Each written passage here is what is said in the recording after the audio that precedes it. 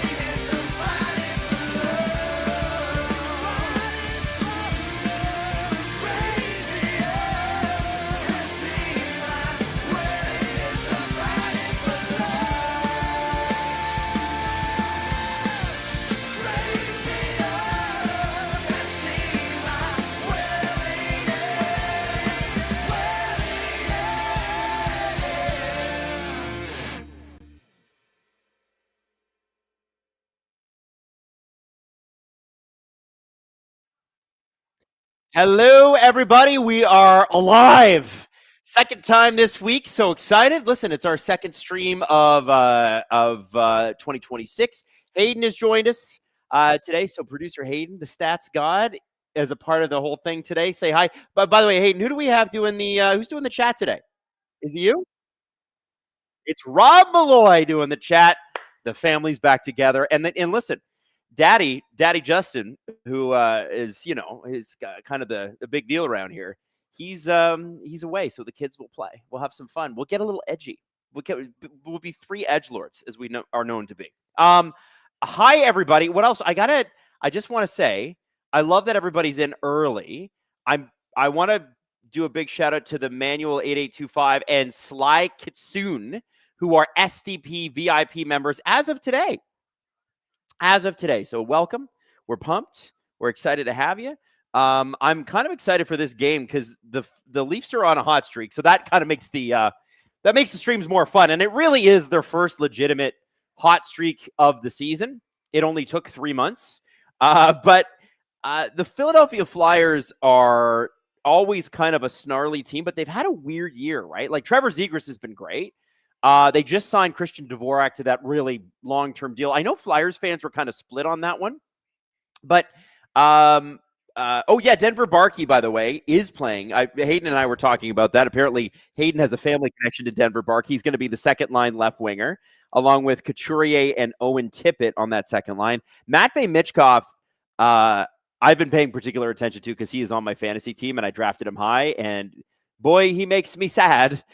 He's playing on the third line today with Cates and Carl Grundstrom, Leaf great, and then another Leaf great, Nikita Grabankin. Gets off the healthy scratch list and is joined by Rodrigo Abols and Garnet Hathaway, who I believe, does Garnet Hathaway have a point yet? He's got one of the craziest stat lines in the NHL right now. No, he does not. 35 games this year, Garnet Hathaway has 0 goals. He has 0 assists. He has 37 PIMs and is a -6. That's bizarre. That's hard to do. That's hard to do. Hayden said that's all just cardio. Now, if being a Leaf fan, here's what I know. I know that tonight's the night Garnet Hathaway gets at least an assist because that's the way it works. That's the way it's going to happen. You know that. Scotty Lawton is getting the start in Philadelphia against his old team too, which has got to be kind of crazy for him. I've loved, by the way, Philadelphia fans were like, you're going to love this guy. And I was not keen on the trade. And I wasn't even totally sold on him in the regular season and playoffs last year. I thought he was okay. Boy, has he totally changed my opinion on him since he came back from injury. Holy, he's awesome. I understand why Flyers fans love him. And we're 20 seconds into the first period. The guy rocks. He's all heart and soul. I can understand why the city of Philadelphia fell in love. We love Scott Lawton here. And I think they got to re-sign him. He's got to be a part of whatever it is the Leafs are trying to build here in the future. We got, I can't see him yet. We got an interesting sort of, here we go, power play percentage. The Leafs have jumped up from last in the league to 25th. And if you're a Flyer fan, you're going, cool, man. It's actually been great. We've leapfrogged you, but you guys already know your power play hasn't been very good either. It's very frustrating. Domi with the shot goes off the shoulder of Dan Vladar and away. Troy Stetcher's going to collect in the Leaf zone. And one of the things that the Leafs have been really, really good at is the PK all year long. They are 4th in the league right now, but since December 1st, they have the best penalty kill in the league, including an .850 save percentage from their goaltenders. The closest team to the Leafs, 950, excuse me. Thank you, Hayden. The closest team to the Leafs, we're going to get a scoring chance here. Closest team to the Leafs on the PK in that time are the New York Islanders, their second best PK. And their goaltenders have put up an .893. So that's pretty cool. Squishy Jash just joined STP VIP. Welcome. And Heather the Avs fan dropping 5 STPN memberships. Hello, Heather. We missed you against Florida. Unless you were there. Were you there? Oh, big shot from Riley. Dan Vladar with a save. And also, drops. I want to say this. 182 Kramer. Drop a like. Help the stream. Hell yeah. Let's go. Let's absolutely go. I am very curious to see how the Leafs play the Philadelphia defense. They played very, very strong forechecking hockey against the Florida Panthers, a team that they've traditionally had a lot of trouble with. You got Cam York, Travis Sanheim, Olympian, Nick Seeler, Rasmus Ristolainen, Emil Andre, and Noah Juleson. If the Leafs decide that they are going to be energetic tonight, and they have been since the firing of Mark Savard every single game, I think they can take advantage of the Philadelphia defense. This is a team that's in, a rebuild phase. And when we get more viewers on the broadcast itself, I do want to talk to you guys, Philadelphia fans, about how you think that rebuild's going. Because there's clearly some talent, but there's some weird signings too. Like, people were not thrilled about the Christian Dvorak thing. Oh, Cam York, that looked like that hurt. 10 of 20. Although I'm a Flyers fan, good luck to the Leafs, win or lose. I hope it's a good game for both teams that we can be proud of. Wow. Very nice of you. Thank you very much. Agreed. And Francois Lebel, hello, everybody. Panthers at Montreal. Go Habs, go. By the way, Brad Marchand unable to play tonight because of the hit he took from Bobby McMahon. And my feelings on that are I'm ambivalent. Francois Lebel also dropped 5 SDPN memberships. Thank you, Francois. Let's go, baby. Off to a great start. So the Leafs are 12-1-0 against the Flyers in the last 13 games. They are scoring at almost 5 goals a game, only allowing about 2. Their power play is at about 25%. Now, that's because the Leafs have been a very good team and Philadelphia has been a very rebuilding team. We'll see what they are now, because the Leafs have been consistently inconsistent all season until this last 7-game stretch. I hope that they don't underestimate or not take Philadelphia seriously. The Toronto Maple Leafs teams of the past have been known to play down to their opponents. And I don't mean that as an insult, Philly fans, but, there's a bit of a talent differential in these teams. And I'm really hoping that they've maybe learned their lesson and realized, we don't really have the talent in the lineup that we used to have. We're going to have to work for every win. Insider J Money, as a Leaf fan, Flyers have done great so far. Insider J Money is not a Leafs fan.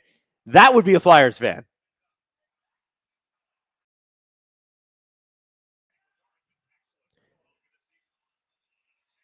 Sanheim brings the puck in.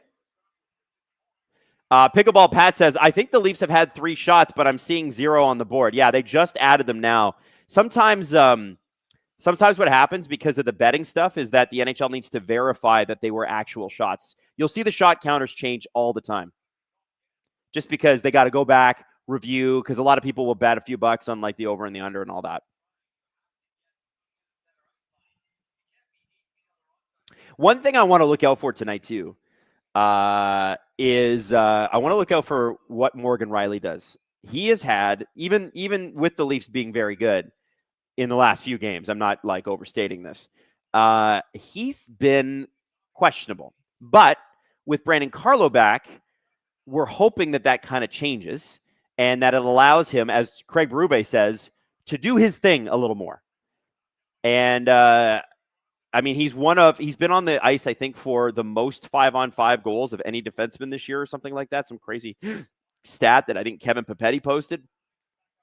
Not good enough is the point. Not good enough.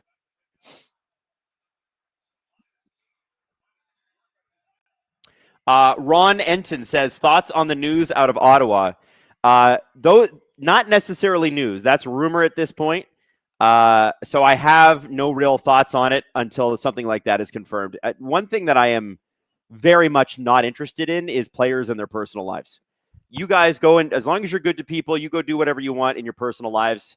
The rumors are not pretty, but until they're confirmed, I'm not going to comment on something like that. I just think it's disrespectful. You know what I mean? League plus minus leaguers. 5 of them are Avs. One's a Tampa Bay Lightning, and the other is McCabe. We miss him. Yes, we do, Hogwashed. We miss Mr. McCabe, but he should be back, they're saying, either this Saturday or early next week. So we won't have to miss him for long, thank God. Still Brian, 9-4, says, you have a talent for pro sports broadcasting. I don't know about that, but what's cool about running your own network is you just get to do it. And it doesn't matter. And you know what? What's great is that I get to come up with things like Gripper Nation. And nowhere have I ever worked would Gripper Nation be an acceptable thing, except for SDPN. And I think that's what makes it so much fun.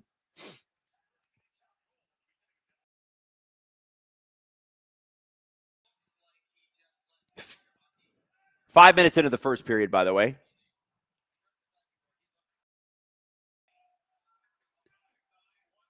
Somebody is sore on the bench, and I didn't catch who it was.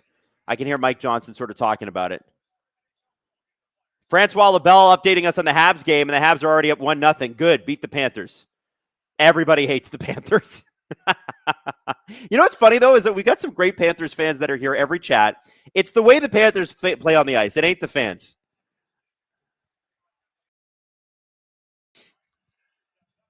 Ian Ball says, why do they keep bringing Myers back into the lineup, guys? An absolute liability. While I agree with you, first off, Philadelphia is his former team, so you always want to try to play a player against their old team that bought them out. I think the second thing with Myers is you have to play him because who else are you going to play? I think they'll probably want to get Marshall Rafai into some of those games, but remember, Marshall Rafai missed a good chunk of training camp and every game this season thus far. So yeah, and when McCabe comes back, I don't think Myers is dressing. Like, he's not in the top 6. So you're just going to have to deal with it. You hope that you can shelter his minutes against the Philadelphia Flyers team that can struggle to score. And whenever he handles the puck, it's like he's handling a live grenade. We know that. So Don't put him out there in high leverage situations. Meme Empress says the best thing about the Flyers is Gritty, to be honest. I don't know.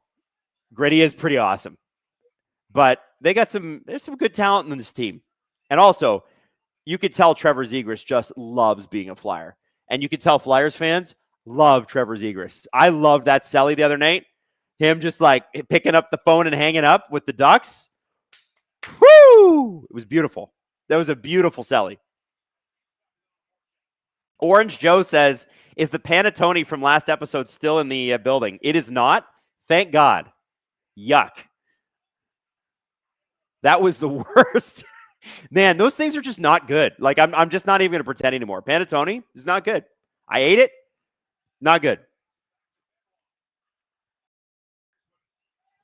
Speaking of, Hayden says, what Flyer would you take on the Leafs? Well, Travis Konechny in a second.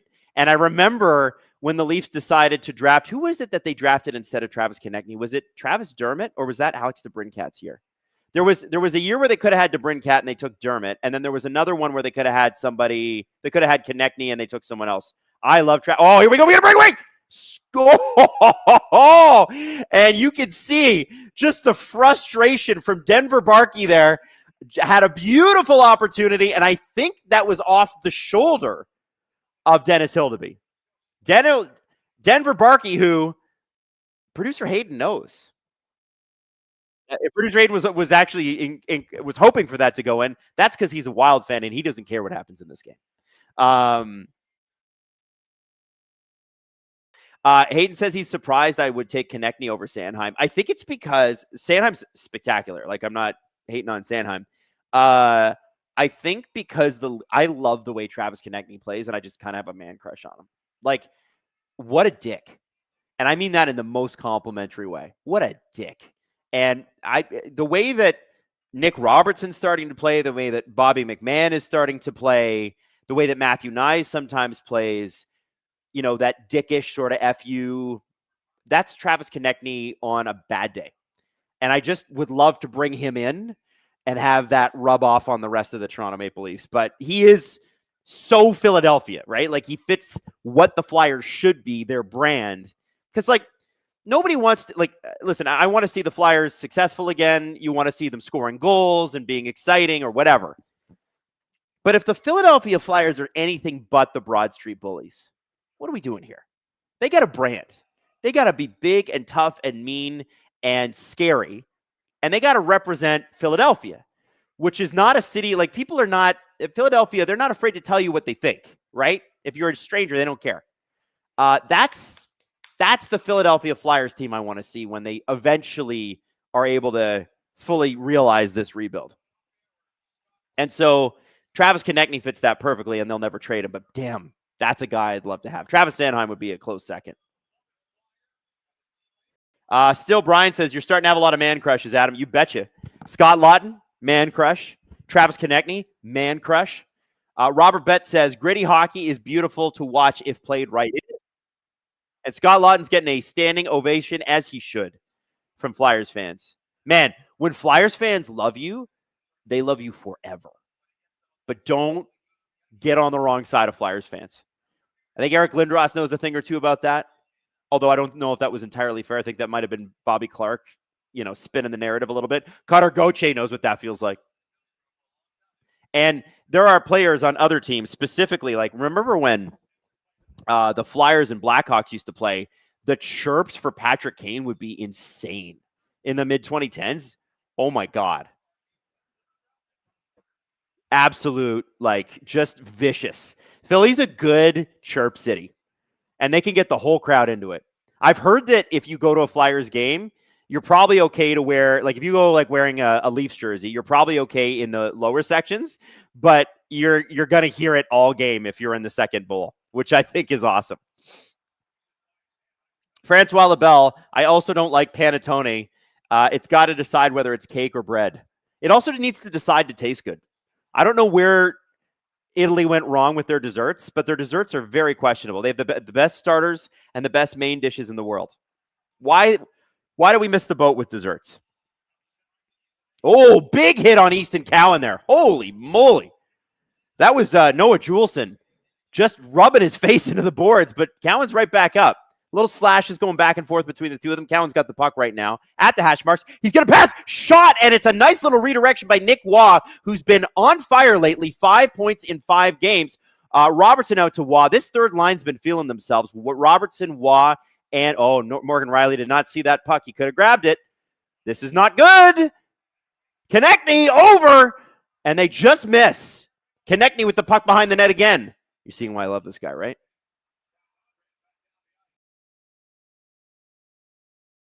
PJ says Adam disrespecting cannoli and limoncello will not go unnoticed. Okay, so flat out, I don't like limoncello. Cannolis I don't really like either. I think where Italians win is gelato. And it looks like Simon Benoit's skate is broken, but he was still able to fire the puck out of the zone, barely gets to the bench. Man, that's happening more and more because they can flip those blades out of the skates. And I think there's like 5 or 6 of them this season that I've seen people, especially recently, having to be dragged to the bench by teammates or popping on one skate or whatever.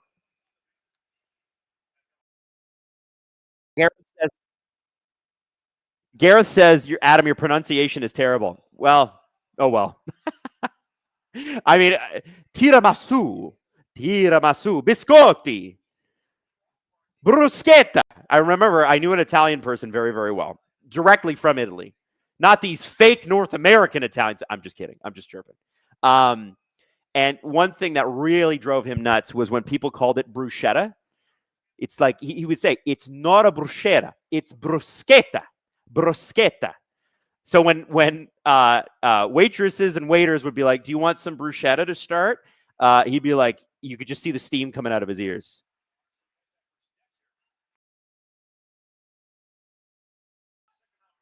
So Jamie Drysdale's not playing tonight. He took that hit from Ross Johnston, which the NHL kind of ruled as they didn't penalize Ross Johnston because they think that they felt like Jamie Drysdale was just, weird bounce off the boards. Hildeby was out of the net to play the puck. It went right out front. No Flyer there to get it, but they do get it off the boards, but the Leafs are able to block that shot just barely. A little bit of a tire fire in the Leafs zone right now with one of their better defense pairings, Oliver Ekman-Larsson and Troy Stecher. Stecher to Yarncroke. Lorentz makes a good move. To Lawton. Lawton's going to get a chance to shoot here. He doesn't. Wheels back to Matthew Nyes. Goes off for a change. Matt Nyes shoots. Misses. Myers at the point. Remember, he was a Flyer too.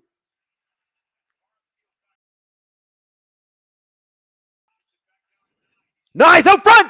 Oh, Machelli missed a beautiful opportunity. Just put it wide. You got to bury those, dude.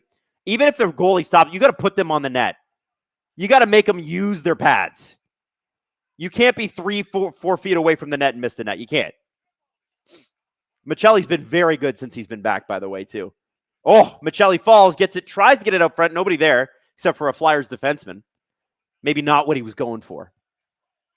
Allison says, panna cotta is elite. Also tiramisu. I like tiramisu. Gelato for me is the number one. I always default to chocolate-related desserts. For me, if it's not chocolate, it's not worth eating. Like, why am I spending my calories on something that isn't chocolate? That's how much I like chocolate. Luster-Reinen had a shot blocked there, and the cameraman couldn't find the puck. Bobby McMahon gives chase, gets the puck. Behind the net out front. Again, no Leaf there to quite get it. Here comes Sealer. Oh, man, this is terrible defense. Terrible. Oh, my God. What a great save by Dennis Hildeby. Absolutely robs. Who was that? That was Dvorak. Wow. Big save. Big save. Pretzel Hunt says, we all know the Swiss are the chocolate kings. Listen, the French have something to say about it, but I think we give it to the Swiss.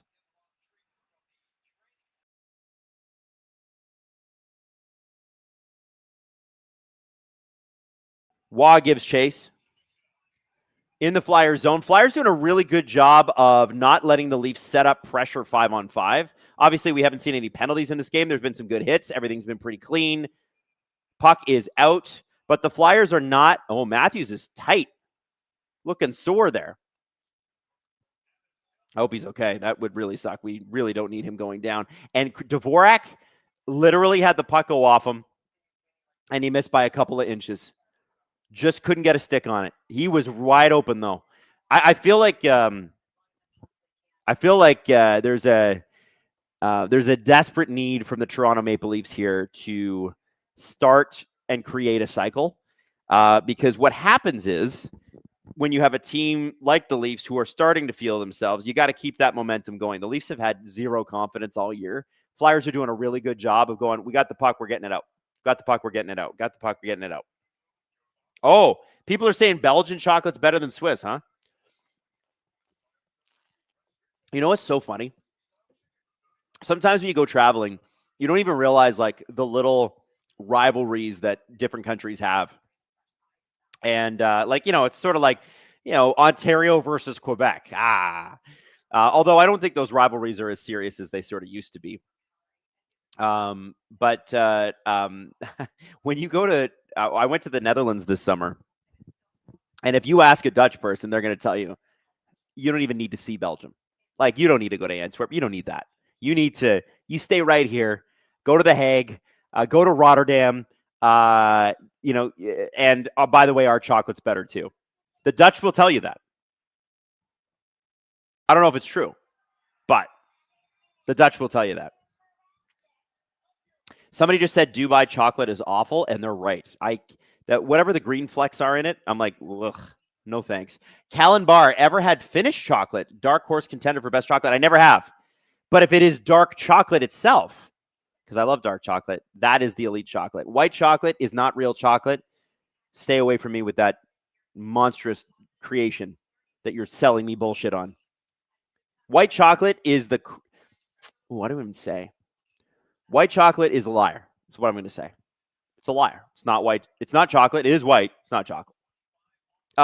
Francois Lebel, best dessert. Don't eat chocolate. Carrot cake. Yeah, I do love carrot cake. Key lime pie. My wife loves a good key lime pie. And Francois Lebel's mom, tarte au sucre. So I guess that's a sugar tart, or is that a butter tart? Because we call those butter tarts in English, I think. So Matthews takes this puck. He's one of the league leaders in block shots, and it looks like it hits his knee, and he's in pain.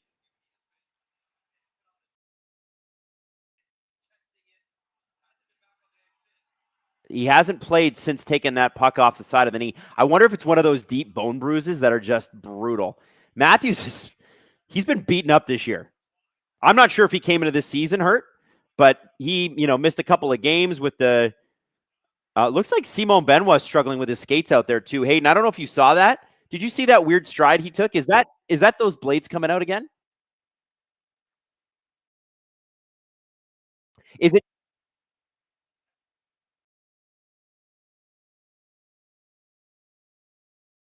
So Hayden says you don't need fresh blades every shift. I don't understand why they even have the pop-up blades. I'm with you. Like, because these guys all change skates over the period, or sorry, maybe they don't change skates, but they get them sharpened period to period, right? So it's not like they're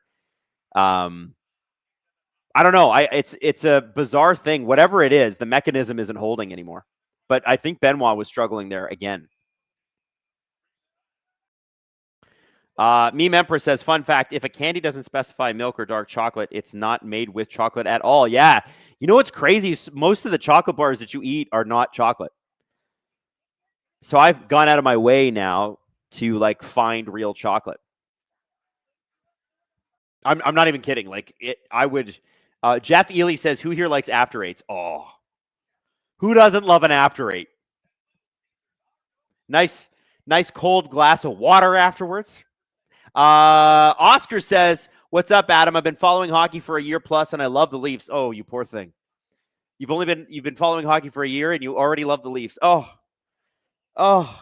You should have asked us. I would have told you to go after Hayden's team, the Minnesota Wild. However, the Wild is the coolest logo in the league. Or is the Wild the coolest logo in the league, or what? I'm obsessed with it. So cool. Oscar, you still have a chance, buddy. Hayden is in my ear right now going, he's like, join me. Join me. He said, welcome to Quinnesota, buddy. It is a great logo. There, you can't deny. I also love the Wild throwback jerseys. You guys have seen those with the red. Quinn Hughes looks I think there was an article today too. I'm going to look it up that you guys might want to look at. I don't know, like, it's impossible to pay attention to every NHL team all at once, but I think the Athletic had something, if I'm just going to make sure it was them, on why Quinn Hughes. Yeah, how has Quinn Hughes made the Wild so dangerous diving deep in his first 12 games? So Michael Russo and Joe Smith are the two main reporters for the Athletic in Minnesota. And that's how you know Minnesota's a hockey hotbed. They have two reporters instead of one in the States. And then Shayna Goldman, who's absolutely brilliant when it comes to stats. I love Shayna. Anytime you can read Shayna's work, she operates at a level of intelligence that I just can't relate to. Matthews is back on the ice, by the way. But definitely check out this article. Quinn Hughes has been spectacular since coming in. And one of the things that I think he's making up for is their lack of center depth. Like, I wouldn't say that they're bad at center, but I don't think they're like, I don't even like, I would take the Leafs centers over the Minnesota Wild centers at this point. And that's not me. Yeah, Hayden even said that. So would I. But when you have somebody who can make otherworldly plays like Quinn can, it kind of diminishes some of those issues, at least until in the playoffs when you need somebody winning a face-off and being a dog. Ghost of War X says, how did Steve not get picked up for the Olympic roster? Isn't he having a career year in beer league? Yeah, I think maybe Leo Dangle one day, but I don't know if it was ever in the cards for our boy Stevie. Hayden says, how would Steve be as a hockey dad for a pro player? I think he would cry every time his kid was on the ice. Steve's a big softie. Hayden says he's going to be Paul Marner 2.0. No, I don't think so. Or Quinn Hudson, or was it? No, not Quinn Hudson.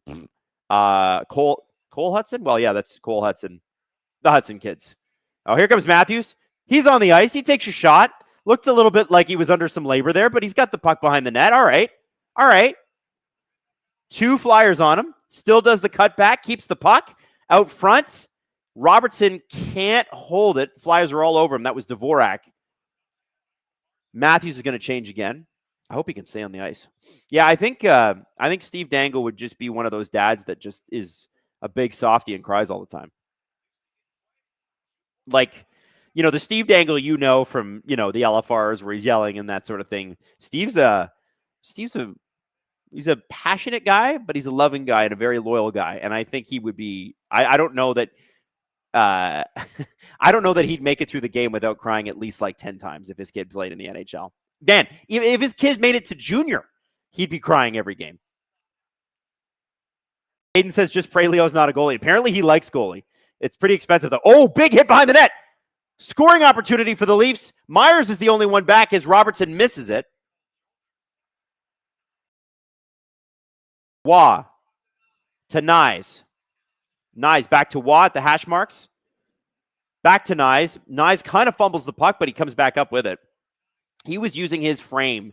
Matthew Nyes is a big boy. He was using his frame against the Florida Panthers. I would like to see him use it against these Flyers. 3:51 left in the first. It's a pretty fast period. Not a lot of whistles thus far. Not a lot of offsides. Not a lot of icings. No penalties. Benoit with a shot.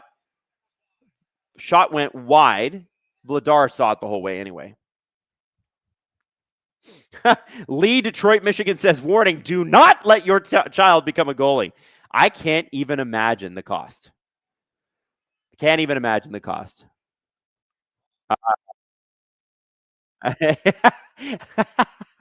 Hayden says, if you're my son, 10 the goal. Man, can you imagine? We'd have to put his own kid on blast on SDPN. All right, Tavares to take this face off with Michelli and Nyes. This line's been pretty good lately. Tavares has cooled off significantly since his hot start in the early season, but he's missing his boy Nylander. When they get back, I wonder, do you keep Nylander? Do you put Nylander on the second line? Oh, Tavares just took a stick off the face, and he is in pain. Look at him. He's got one hand on the stick. You never see him like that. Man, there's just a lot of accidents happening to the Leafs today. Tavares is not moving. Look at, I'm just watching Tavares. I'm not even watching the puck. Look at him. Is it like a Is it a skate thing? I thought it was a head thing. Hayden says might be something in his eye. Oh, great play, but a big save by. Oh my goodness, Dennis Mother effing Hildeby. What a save! Flyers are all pushing a minute here of ozone time. Tavares is slow out there. Something's happened to him. That would be the Leafs' first and second line centers sustaining injuries within about 5 minutes of play of each other. Just what you needed as a Leaf fan. And Dennis Hildeby is able to stop that up. I want to know what happened to Tavares. He's going right off. Oh, I think he lost some teeth maybe. What happened here?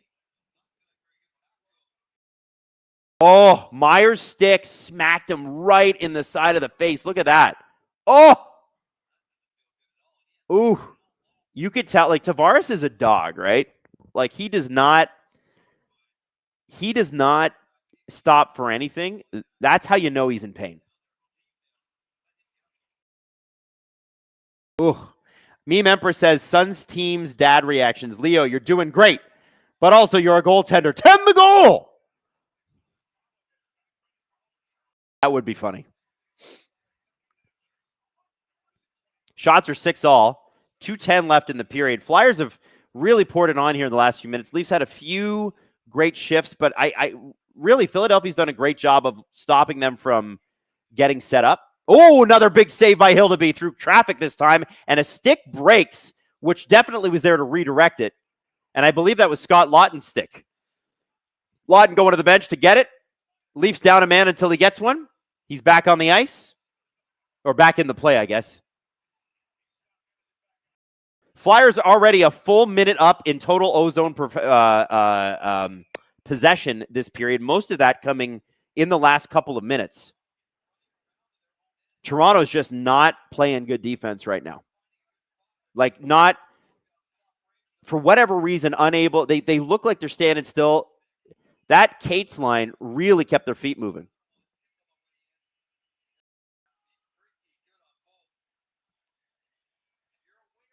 Wow. Well, this is the time of the period where you don't want to be letting in any goals. You want to score. You don't want to let anything in. 1:36 left. Leafs lose the face-off draw. Konechny with it. Bounces it off the boards. Zegras to the point. And the Leafs have taken a penalty. And it's a slashing call. And it's Troy Stecher. I didn't see it. Yeah. Stecher doesn't even know how it happened. He looks really confused. I got to see this. Berube's losing his mind. By the way, Philadelphia Flyer great Craig Berube. Let's see.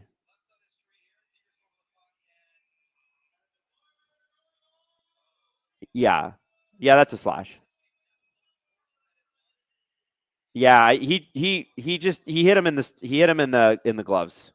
It's a slash, guys. Like, I hate it, but yeah.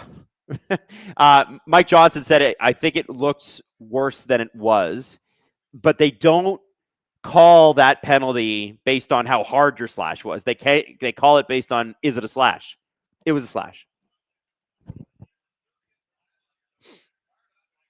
1:15 left in the first. Leafs going to have to rely on this power play, which has been very, very strong, especially this Laughton-Lorentz pairing. There's Scott Laughton, as I told you. 1 minute to go. Katie Fay says the Flyers' power play is abysmal. Well, listen, I would like them to continue to remain abysmal. No offense, Flyers fans, but I really, really don't want you to find your groove against the Toronto Maple Leafs. Can you save it for the next game, please?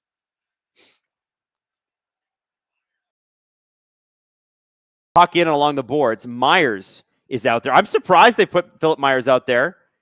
He's doing a few cross checks on Zegras. Fans not loving it. It's always loud in Philly, man. Zegras apparently just gave Myers a two-handed chop on the foot, too. You got to love that piss and vinegar from Zegras, right?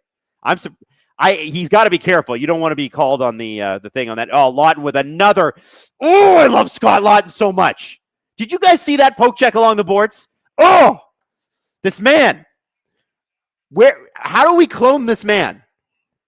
Scott Lawton is elite depth, guys. Elite depth. Oh, Leafs kill most of the Flyers' power play to end the period. Oh, now Hayden. Good stuff.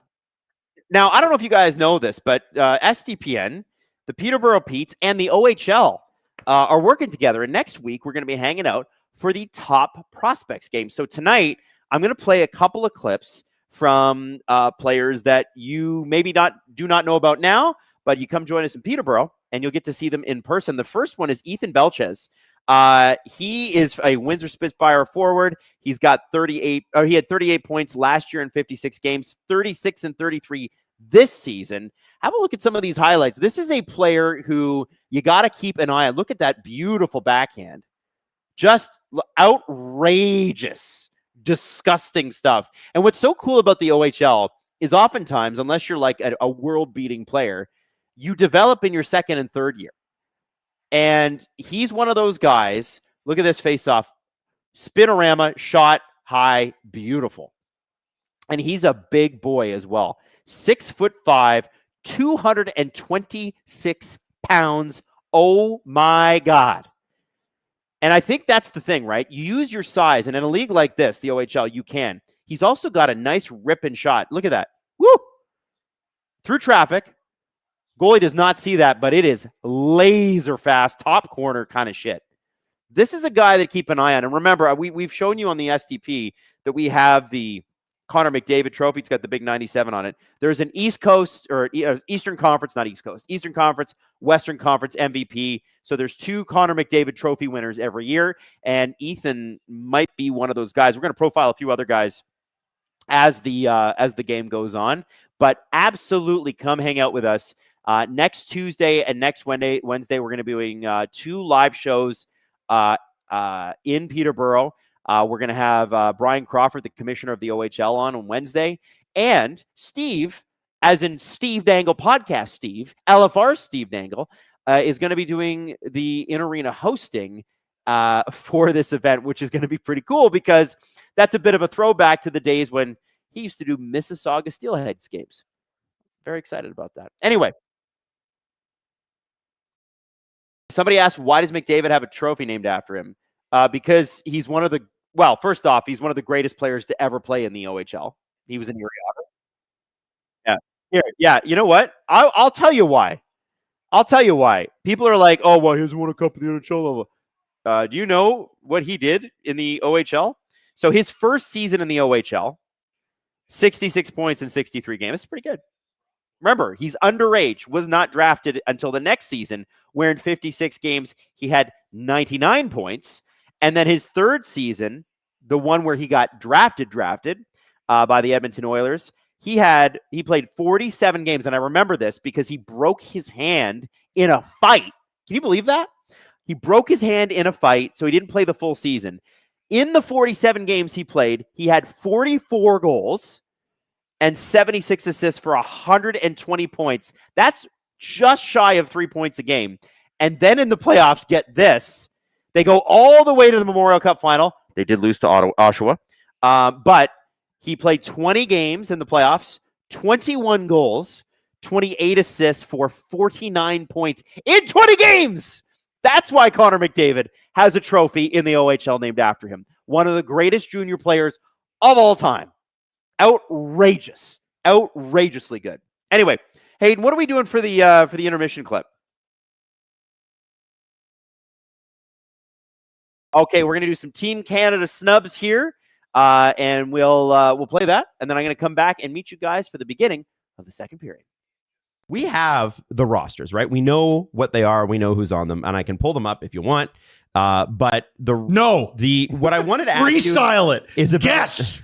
Remember what I wanted to ask you about is the teams. Obviously, that's the junior. That's the World Juniors. Yeah, the teams and the players that they selected, and specifically 3 of them. Mm-hmm. The teams that are most loaded with NHL talent.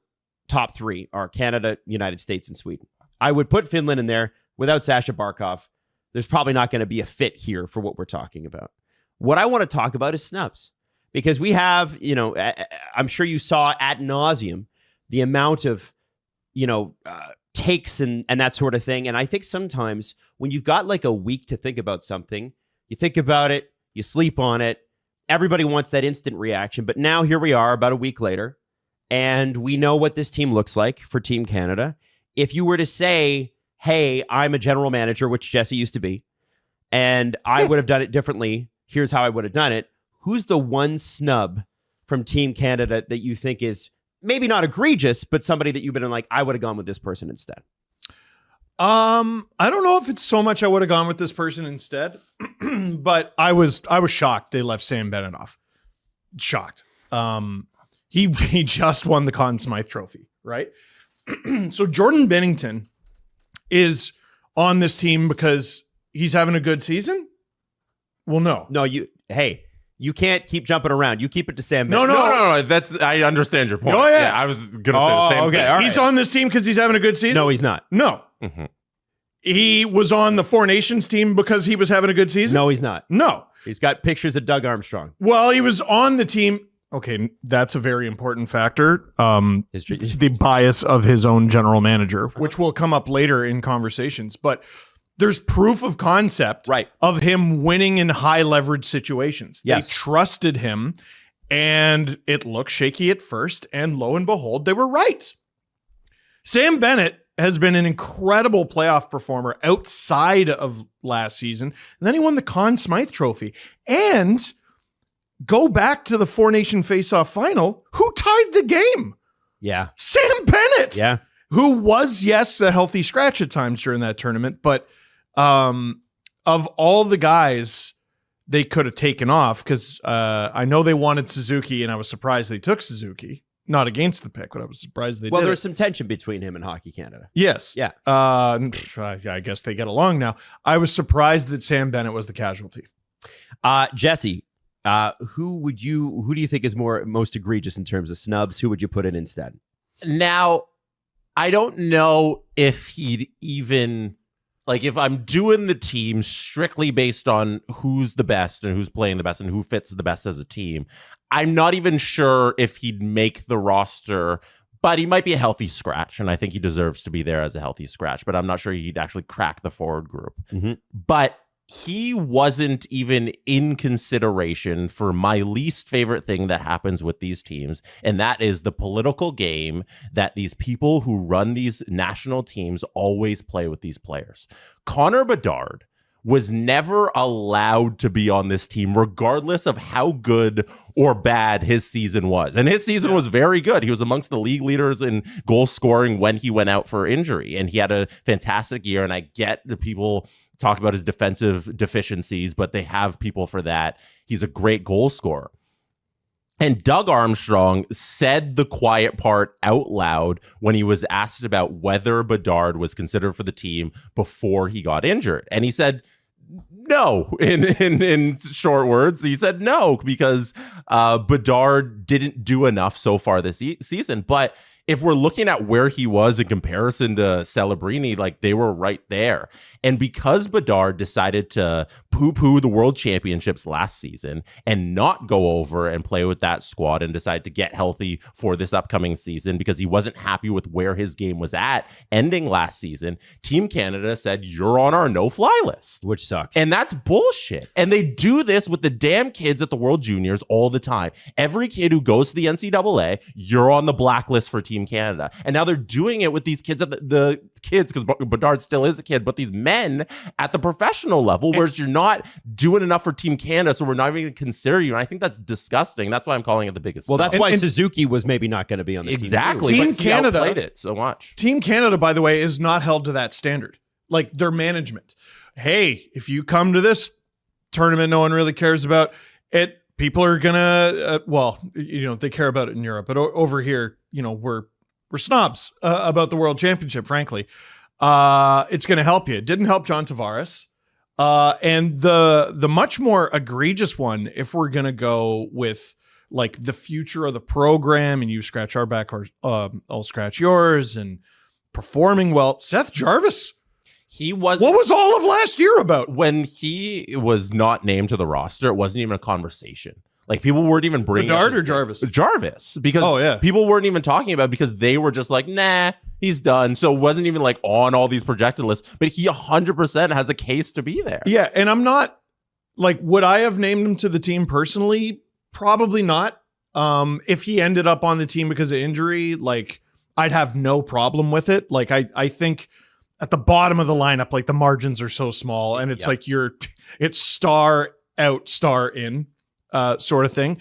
But all the stuff he did for a case to be on this team did not apply. No. But if you snub Team Canada at any point, and I think this applies to other programs too, you're persona non grata, which isn't fair. So that Bedard's my biggest snub because he wasn't even in consideration for strictly politics. And it's disgusting. And I think that's a great point, Jess. Also, my fantasy team has just died since he went down. And Leo Carlson's injured too, so it just sucks. But hey, I think that Islanders fans will be upset, especially after Matthew Schaefer dunked on the Leafs for me not to pick him. And I wanted him on the team, but I'm not gonna go there. For me, might end up there anyway. Yeah, he might end up there anyway. For me, it's gonna be in goal. And if we're gonna, as you said, leave Sam Bennett off the team or Seth Jarvis off the team because their start wasn't very good. Jordan Binnington pitched a shutout as soon as he was named to the team, so this is kind of hilarious. Yeah, but. There is one of these things is not like the other going on with this. And I believe that one of Mackenzie Blackwood or Scott Wedgwood, and I would say Wedgwood because he's played more games, deserved a third spot. I don't even think Binnington should be starting. I don't know if he should be dressed. Like, I think it's got to be Logan Thompson, Darcy Kemper. If he's there, he has to start. I know. That's the part I don't like that. You know, it's like, that's nice that happened 8 months ago, but this is sports. 8 months is a long time. And I think it's more like, what have you done for me lately? And I know that's not how they're going to operate. I know that they're weirdly loyal to certain people, and you got to respect it. And I got to say too, like, if you look at the way this roster is constructed, it's like, well, half the Tampa Bay Lightning are here, and we've left the Florida Panther off. That's an interesting rivalry situation. It reads interesting. Well, wait till we get to Team USA. Yes, exactly. So we'll leave it there with Team Canada for now.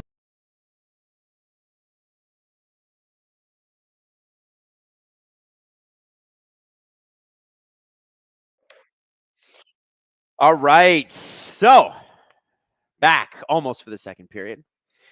And I'll be honest with you. I'm impressed with the Flyers. Like, I think they had a good first period. I think the Toronto Maple Leafs are probably sitting in the dressing room right now going, these guys are better than I remember. That's what I think's happening. Who do we got here? Francois Labelle, cap it and turning out pretty good for the Habs. 2-0. Go Habs, go. There you go, Francois Labelle. Listen, anybody who beats the Panthers, I'm happy. You can't not love that. I'm just throwing up a tweet and letting everybody know that I'm going live here. Or that I am live. One of the things that I think you should, this is kind of cool. Hayden went through and did a bunch of research on NHLers at the Olympics. Can anybody tell me which team has the most NHLers at the Olympics this year? What do we think? Anybody got it? Anybody? I'm waiting for answers, guys. I'm waiting for answers. Jeff's got it. Jeff Ely's got it. It's Tampa. They have 10. Next in line, Florida Panthers. Surprisingly, state of Florida is basically supplying most of the Olympics. Florida Panthers with 9. If Sam Bennett goes because there's an injury, that'll be 10. And then the Colorado Avalanche have 8. And the Vegas Golden Knights have 7. And then everybody else is in the 6, 4, 5, 4, 3, 2, 1, blah, blah, blah. Can anybody tell me who, excluding Russia, who the top producing non-Olympian players are this year. So you're looking at the top scorers in the league. Who is the top producing non-Olympian this year? And you cannot count Russians because that's, yeah, Nick's got it. It's Jason Robertson, brother of Nick. That's right. Now, Wyatt Johnson. So Jason Robertson had 52 points. Wyatt Johnson with 50. Mark Scheifele with 48. Connor Bedard, who's been injured for 3 or 4 weeks, with 44. Lane Hudson with 43. Man, Lane Hudson had a killer game last night. Did you see that goal he scored? Oh, my God. Guy's box office. DeBrincat, 43. Troy Terry of the Anaheim Ducks, 42, although he is out right now. Cole Caulfield, who I'm begging Team USA to respect Cole Caulfield a little more. That kid rocks. And I know that they're looking for what do they say about Trocheck and JT Miller, that they were glue guys?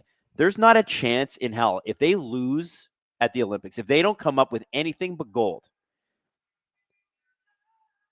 Robertson and Caulfield and DeBrincat's names are going to come up over and over and over and over. And Hudson's too. Like, listen, Adam Fox's name is going to come up because he didn't make it either. Adam Fox didn't make the Olympic team. You know what I mean? It's crazy. I almost feel sometimes like, I don't know what it's like to be in an NHL front office, but you have to think, just like any other job, that people are prone to being too close to the painting to see the whole picture.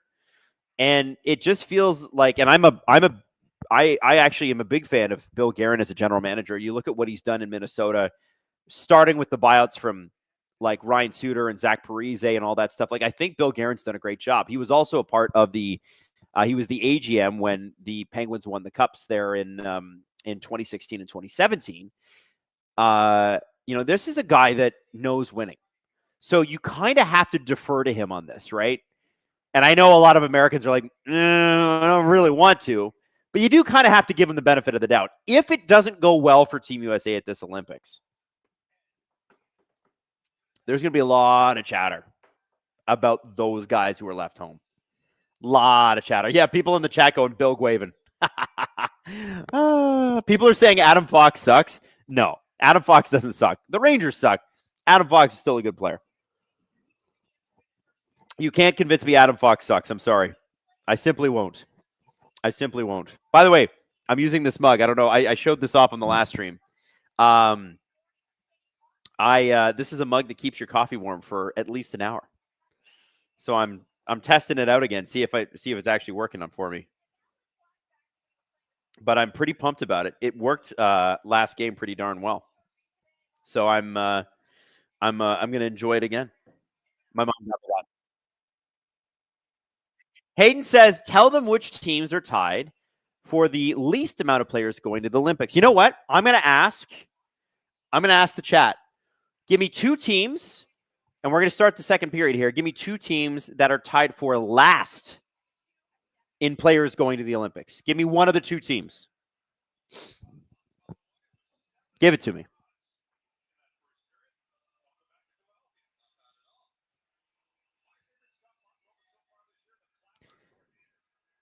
Now, Blasty's name's one of them, but I've only got it listed at 1. The Chicago Blackhawks have 2, he said, technically 3 with Adam Gajan. Kraken have, I believe, 2, right, Hayden? No, they got 3. They've got 3. Yeah. There is another team with just 1. Can anybody name it? Oh, we got it. Thunder and Lightning says the New York Islanders. That's just the 1 player. I don't even know who it is. He's on Team Canada, and he's an Islander. What? Oh, Bo Horvat. Oh, my God. So stupid. Yeah, I should have got that. Lord. Yeah, no, I should have had it. That's what's so crazy. Is like Bo Horvat making the Olympic team 8 months ago when 4 Nations happened. Buddy, like, nobody thought that. Good for Horvat, though. He's been great. I got to say, it's so crazy that Vancouver had JT Miller, Bo Horvat, Elias Pettersson when he was good. Oh, we got a goal, and it's Konechny, my man crush, with a beauty. Absolutely rips it past Dennis Hildeby in front of the Yingling beer sign. Shout out to Yingling Beer from Pennsylvania. My favorite beer. Not even kidding. What's that? Goal in the first minute, which always sucks, Hayden. It always sucks. And by the way, second periods, if you're a Flyer fan, you should be happy because second periods for the Leafs have been awful this year. I hate a first or last minute goal allowed, and that is at 19:05, 55 seconds into the period. Oh. Chillin' 24/7 says, my brain still pictures Horvat in a Vancouver jersey. I know, right? It's kind of weird. The Islanders have had a really surprising year. Schaefer, I still think should have been on the Olympic team too, but I don't know who you take off for him. That kid's electric. He's so good.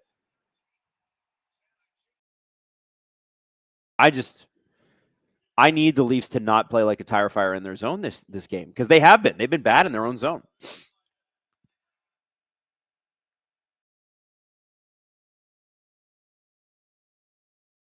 Somebody in the chat said Tampa would have like 15 players go to the Olympics if Russia was going. That's true. So would Florida, though. Like, I mean, it starts with Bobrovsky, right? There's a like the one thing about Team Russia, what it would be in these Olympics, they would have the best goaltending. Like, they would be the favorites for goaltending at least. Bobrovsky, Shesterkin, and Vasilevsky, and if one of them gets hurt, you get Sorokin. What are they feeding the goaltenders in Russia? Oh, Carlo. Ooh. Carlo almost got burned there. Michelli carries the puck across the center. Tavares giving chase. He looks like his mouth has been put back together over the first intermission.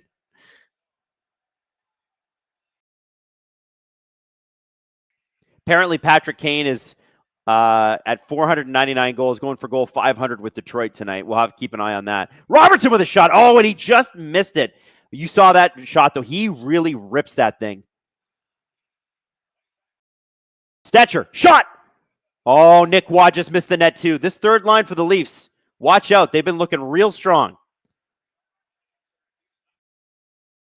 By the way, I don't know if anybody's paying attention out of town, but Mitch Marner is playing center tonight for the Vegas Golden Knights. They're having a hard time with their center depth this season because they really don't have great center depth and don't have a lot of cap space in order to make a move for a center. So Mitch Marner is playing at center. And by the way, he played plenty of center at junior. The Leafs just said, no, he's not a center and never friggin' tried. Imagine one of Marner or Nylander had been raised the center in the NHL. Oh my goodness, the Flyers in and around Dennis Hildeby, and he's able to keep the puck out. It's still loose. It's still loose. It's under a bunch of bodies in front of the net, and the refs finally call it. Garnet Hathaway's mad, and he's like, you know what? I'm going to push Philip Myers because I'm Garnet Hathaway. I don't think, listen, the ref didn't have a good view on that. I would be mad too. That puck was loose. Like, Flyers fans are booing. Flyers fans are booing. I mean, and they should boo. Like, absolutely should boo. That puck was loose. Benoit has no idea where this puck is. Tries to dig it out, and then it's under him. And then it's in the skate of Myers, and Garnet Hathaway would have had his first point of the year. I can understand why he's pissed. And that's what annoys me about the refs in these scenarios, and this has happened to the Leafs many times too. They're behind the net, and they're making a call on a loose puck. You can't fucking see. Stop lying. I know you can't see that. Listen, I'm a Leafs fan, and I'm telling you, that was move to the front, referee, please.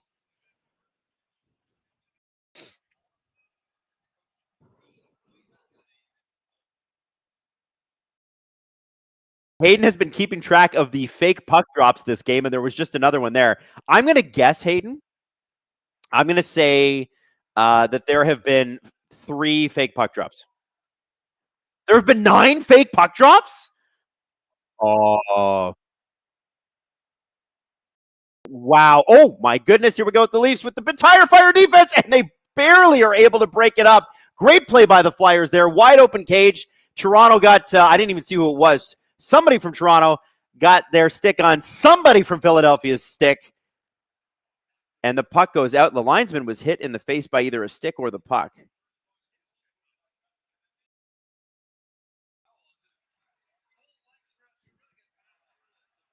Oh, Dvorak almost set up Zegras, and Zegras, he had his stick hit the ref in the face. Look, wham.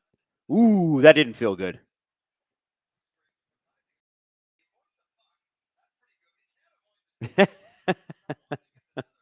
I guess you can't get a high sticking penalty when it's on the ref.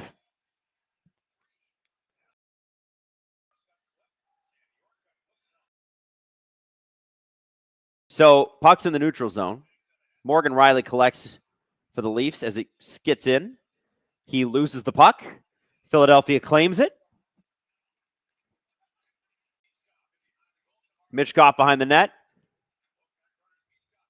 Mitchkoff, man, I'm telling you, he comes back to camp next season in shape, because I know everybody was talking about he was out of shape. He comes back to camp in shape. Watch out league next year. Unfortunately, once you show up to camp out of shape, it's almost impossible to catch up. And he learned that this year. Tavares with Michelli. Michelli redirected a huge save by Dan Vladar. He had the body position the whole way. Michelli's yelling at the ref because he was tripped on the way down. I don't think he's going to get a call. Where's the call is where he said what he says, and some swear words. Tavares made that play to Michelli, and Michelli is tripped after the play's over, actually. That's why he's mad. It's a trip. It's no question a trip, but he's not going to get it. I understand why he's mad. A little dangerous. Hayden says, Mitchkoff or Demidov? You know what I want to know with Demidov? What does Demidov look like with an elite center? Nothing against like Oliver Kapanen and that sort of thing, but Montreal's center depth is just not good enough yet, and they would be the first one to tell you that. Oh, here we go. Wide open shot. Ooh. So before I make that call, I want to see Mitchkoff back at full health, I guess. And I want to see Demidov playing with a true second or first line center. I don't know. Demidov seems to be the better disher. Mitchkoff seems to be the better goal scorer. Both are very exciting, and I have both of them on my fantasy team. And are they both struggling? You betcha. Oh, Vladar's mask has come off, and he needs a new stick.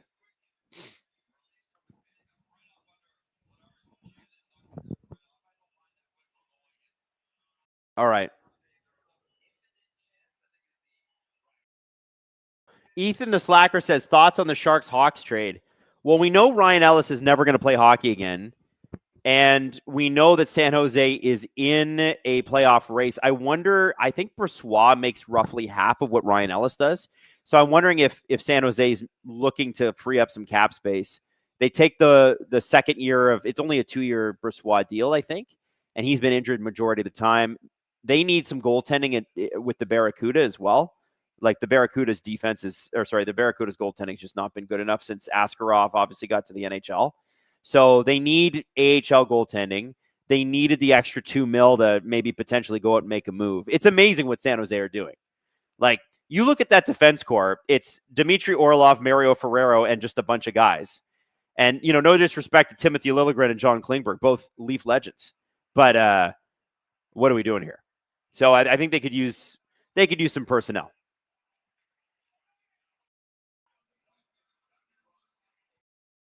Really impressed with the Philadelphia Flyers forecheck today. They're giving the Leafs all sorts of trouble. Like they're really interrupting Toronto's flow when it comes to getting the puck out of the zone, and they're doing a great job of interrupting any sort of offensive 5-on-5 pressure Toronto might have. They've also not taken a penalty yet, which is helpful. Listen, I think of the two teams, everybody would agree Toronto's got more objective talent. But Philadelphia's got the wheels tonight. They're working hard. And, that speaks to how great Rick Tocchet is as a coach. He really does game plan well. Bobby McMahon, they're trying to create something.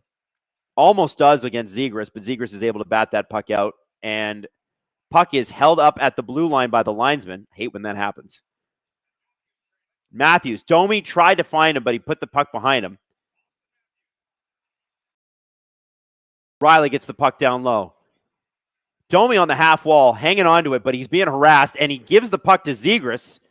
That play is interrupted by Morgan Riley, but here come the Philadelphia Flyers across the blue line. Ooh, almost found Zegras. Here's Bobby McMahon. We got a partial 3-on-1, but Matthews is skating pretty slow. McMahon to Domi. Domi tried to bat it out of thin air, but couldn't do it. Robert Bet, I will get to your super chat, my friend. I have not, you're right, I have not gotten to it. I got to get back to more super chats. Once the commercial break hits, I'll do it. Tavares with the shot. That puck goes out, and I believe we're going to a commercial break. Viewer activity. That's where your super chats are listed for me. Robert Bet, we lost two greats this week in Bob Holford and Glenn Hall. Rest in peace to both. Condolences to their families. Glenn Hall set a record of 502 consecutive starts as a goalie. That's nuts. That will never be repeated. That will never, ever, ever, ever be repeated. Also, people in the 80s were crazy. 70s and 80s people were crazy. Like lunatics. Yeah, Bob Pulford, obviously great Toronto Maple Leaf. And, Glenn Hall, just, the unfortunate thing about the Islanders dynasty is it's so ignored. Like, in objective terms, the Islanders dynasty is more successful in a shorter period of time than the Edmonton Oilers won. And in fact, I would argue it's more impressive to win 4 cups in a row, which they did. The Gretzky Oilers, for instance, they won 2 one in 84, 1 in 85, and then they won 87 and 88. And there was the Montreal Patrick Waugh rookie season championship in the middle of that, where Edmonton lost, I think it was to Calgary in the Western Conference Final. And then obviously Edmonton won again after Gretzky left in 1990. But I think the Islanders dynasty is more impressive. I'm not saying that they had better players. They had amazing players. Trottier, Bossy was one of the best goal scorers of all time. Denny Potvin, Glenn Hall. But to win 4 cups in a row, they're the last team to do it. They're the last team to win 3 cups in a row. Like, that's crazy. And before them, it was the 1970s Habs, who I think had won 5 in a row. And they unseated them. The Islanders dynasty is criminally underrated. Live, Breathe, Blue dropped 5 SDPN memberships. Jerry Branson said Dallas. Crash Test Fetus, I know it's just gossip, but have you heard the audible rumors? Yes, I have, but I'm not going to. Okay, so the Ottawa Senators official account. Holy shit. Okay, get this. So the Senators just tweeted this out. Our organization was extremely disappointed to read the completely fabricated and false stories that are spreading on social media about our hockey club. Linus is away from our team for personal reasons and has the entire organization's support. We ask that people respect his privacy, but clearly that request was not heard by the lowest forms of trolls and sick people who scour the internet. This is an official team statement. We are disgusted that outside forces are attempting to disrupt our hockey club. This statement will put an end to the ridiculous speculation that has spread online. Here's the thing. No, it won't.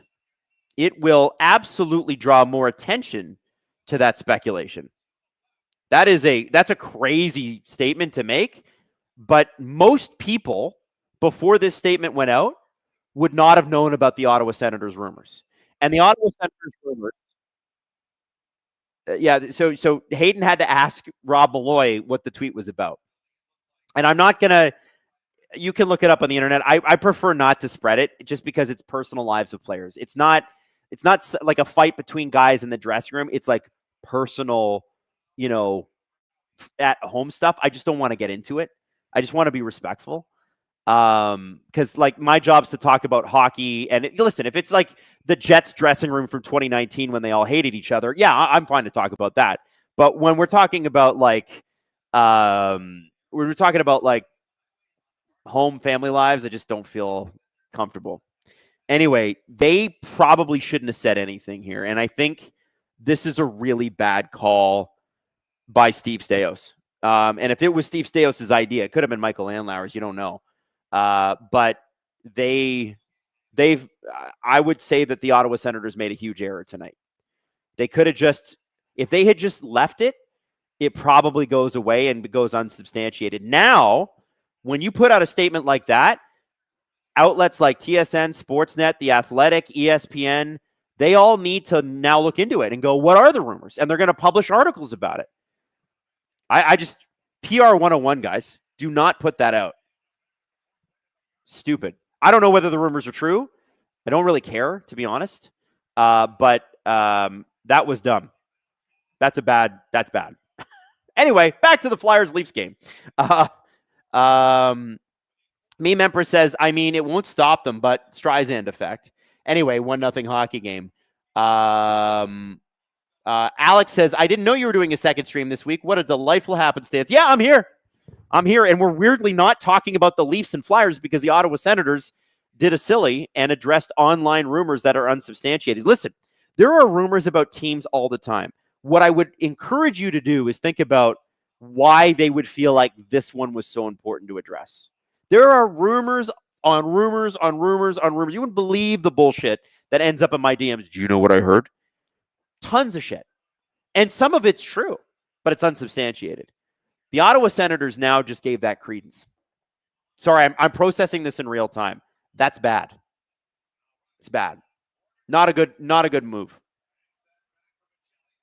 Michelli with the puck. Hey, by the way, we're on the power play. Should mention that. Oh, that play was almost offside.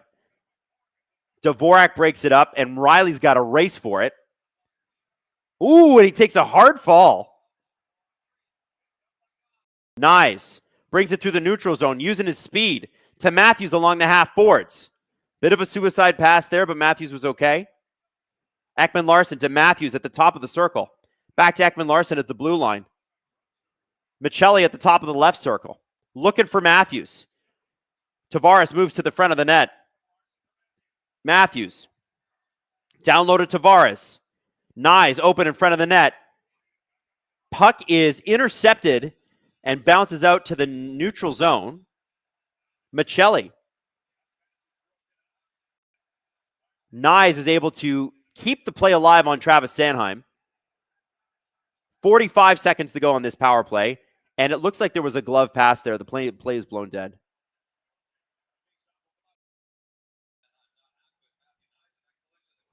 So what happened here? Nyes and Sanheim got into it, and Sanheim's pissed. Oh, I can see why Sanheim's pissed. Nyes kind of catches an edge, and then Sanheim wouldn't see this, but it took out Sanheim's skate. It was not on purpose, but it did happen. Alex92 says, can you remind me what our power play and PK is right now compared to other teams? So the power play, it's on the screen. Power play is 25th at 16.3%, but our PK is 84.1%. Key fact that you should know is the Leafs power play is hovering around 40% success rate since Steve Sullivan took over for Marc Savard. There's been a bit of a Marc Savard firing bump. And, you know, Frank Corrado from TSN was actually on our show on Monday to explain why the Leafs were suddenly seeing some much-needed power play success. They're not seeing it tonight right now, but the Flyers have been playing some stingy defense. Here we go. We got a bit of a 3-on-1. 15 seconds to go on the power play. Frank did a great job breaking that down.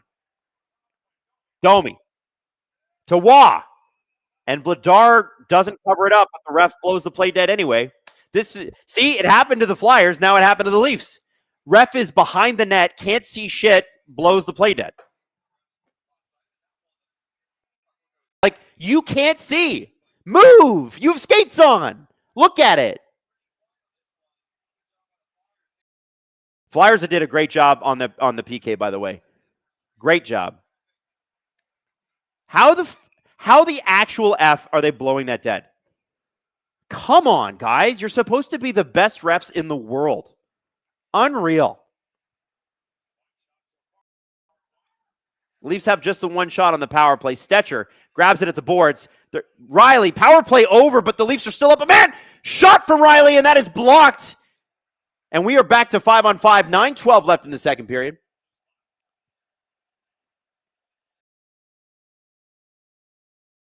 Stetcher being chased by Zegras. Both very good skaters. Matthews crosses the red line. Brings the puck in. Stetcher pinching, able to get it. This is power forward Troy Stetcher. Matthews behind the net. Cuts back on Sanheim. Gets his free, and he gets it to Benoit. Benoit cannot shoot it. And Benoit is tripped up by Vladar, and the Leafs are going to go back on the power play. Ekman-Larsson down low to Matthews. Around on the boards. Tavares collects. He's the extra man. And the Philadelphia Flyers are going to touch it. Sanheim's pissed. And a driving to the net, Simon Benoit creates another power play opportunity. And Hayden says Simone Benoit or Bobby Orr. Nick Sutcliffe, hey Adam, extra ticket to March 12th versus the Ducks. Is that a Leafs game? Are you in? Oh, Nick, I appreciate you, buddy, but I'm probably doing a stream. So, because of course I would be doing a stream that night, especially with the way I've been pumping the Ducks tires all year long. So yes, my friend, I appreciate the offer, but I will be in this studio talking to you. So maybe when you're there, you can put us on your phone and just check in and give us live updates from the game. Did I miss anybody else's super chat? I'm just going to check, guys. Francois LaBelle said, blankety blank, Bennett scores and cuts the lead to 1, go Habs. It's always the worst when Sam Bennett scores, isn't it? Robert Bet 11 says, and just think back in the day, goalies played without masks. When we were talking about the Montreal Canadiens dynasty of the late 70s, the Islanders dynasty of the early 80s, they were all wearing masks. But, you know, people were, when Jacques Plante put on that mask, I would love to know what the average puck speed would have been. Like, you think about the sticks that they used to use. I don't know if you guys ever had those, like your grandfather's sticks hanging out in your garage collecting dust. They were the straight edge. They had no curve. They were thick as a tree. If you got slashed with them, it would hurt like hell. Like, I remember playing road hockey with those, and somebody gives you a whack. Oh, pain, man, pain. Especially across the shins. Travis Konechny, I guess, is going to... Oh, it's slashing for Travis Konechny. It's not Dan Vladar for tripping. Weird. Oh, okay, I guess. Yeah, okay. Yeah, that's a slash. But Vladar definitely would have got one for tripping had it not been Konechny. That's a slash all day, though. Yeah. Yeah, whatever penalty they wanted to call there. Here's the thing. If the refs actually called the rule book, that would have been 2 penalties. But they'll never do that. All right, 2 minutes. Power play. Let's make it happen. Tavares is going to try to win this faceoff. And he is, I don't even know how you qualify that faceoff win, but the Leafs do get the puck, and they are going to set up. I still don't understand Morgan Riley on this first power play unit. To me, it should be Oliver Ekman-Larsson. You need another shot on this. Matthews is obviously the big shot. And Nyes can rip, but not like Matthews. And Ekman-Larsson's got a bit of a cannon. I don't understand it, but Michelli gets it across, tried to find Morgan Riley. And that puck is blown down past Matthews. 1:30 left on the power play. Leafs going to collect. And it's Morgan Riley. Robert Betts said, I thought the ref behind the net was supposed to watch the puck over the line out front. Ref was supposed to look for the dead play. Yeah, who the hell knows? Oh! Nyes made a great play into Matthews. Matthews just missed Dan Vladar and the puck. He went for the puck first, not the Dan Vladar. 1:04 left to go in this. 7:31 left in the second period. Michelli does the fake shot pass thing. But here's the thing with Michelli. He never shoots, so everybody knows to cover pass on him. Riley. Hayden says, I saw his goal the other night. He should shoot. I agree. He can rip. He can rip, especially in close. Matthews tries to get it down. There's a bunch of bodies. And that puck is going to skirt out to Morgan Riley, and the Leafs are going to change to their second power play unit, which has been pretty good at creating opportunities here. Just a bit of a slow change. Tavares in the neutral zone trying to get the puck. The Flyers have been real stingy all night. I would say pain in the ass. And I mean that as a compliment. Total pain in the ass to play against. Dvorak against Oliver Ekman-Larsson. See, they're putting the full court press on the Leafs here. They're not messing around.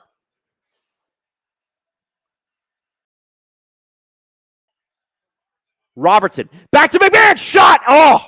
And I can't tell if that missed the net or if Vladar saw that with his blocker, but he was in perfect position to do so. Shot by Ekman-Larsson. Kick save by Dan Vladar. Back to Ekman-Larsson. He's going to take another shot, and that shot is blocked. And holy moly, that looked like it hurt. Oh. Shots on goal are 10-9 in Toronto's favor.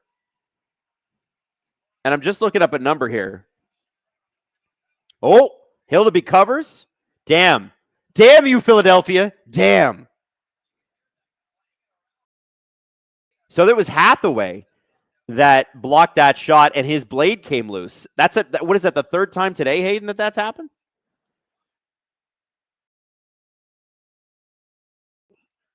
Three skate blades popping loose. Big shout out to Cassie joining us. Cassie of Pens fandom. Yeah, look at that. Hathaway had to hop to the bench. What up, Cassie? James Stemler said Sportsnet just made an article about Ottawa. That didn't take long. Well, I'm sure the Canadian press did it, and Sportsnet's got a subscription there, so they would have reposted it. But yeah, now all Ottawa's doing is drawing attention to themselves. You know, our opening story tomorrow, it doesn't matter how this Leafs Flyers game goes, will be that Ottawa statement. I can guarantee you. Like, I'm going to go home and put together a rough outline of tomorrow's show and then see how the rest of the night goes. It's our top story tomorrow.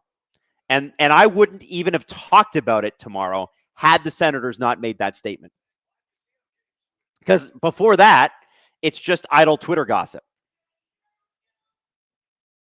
Jaron Rod says, shout out to the SDPN mod. That would be Mr. Robert Malloy.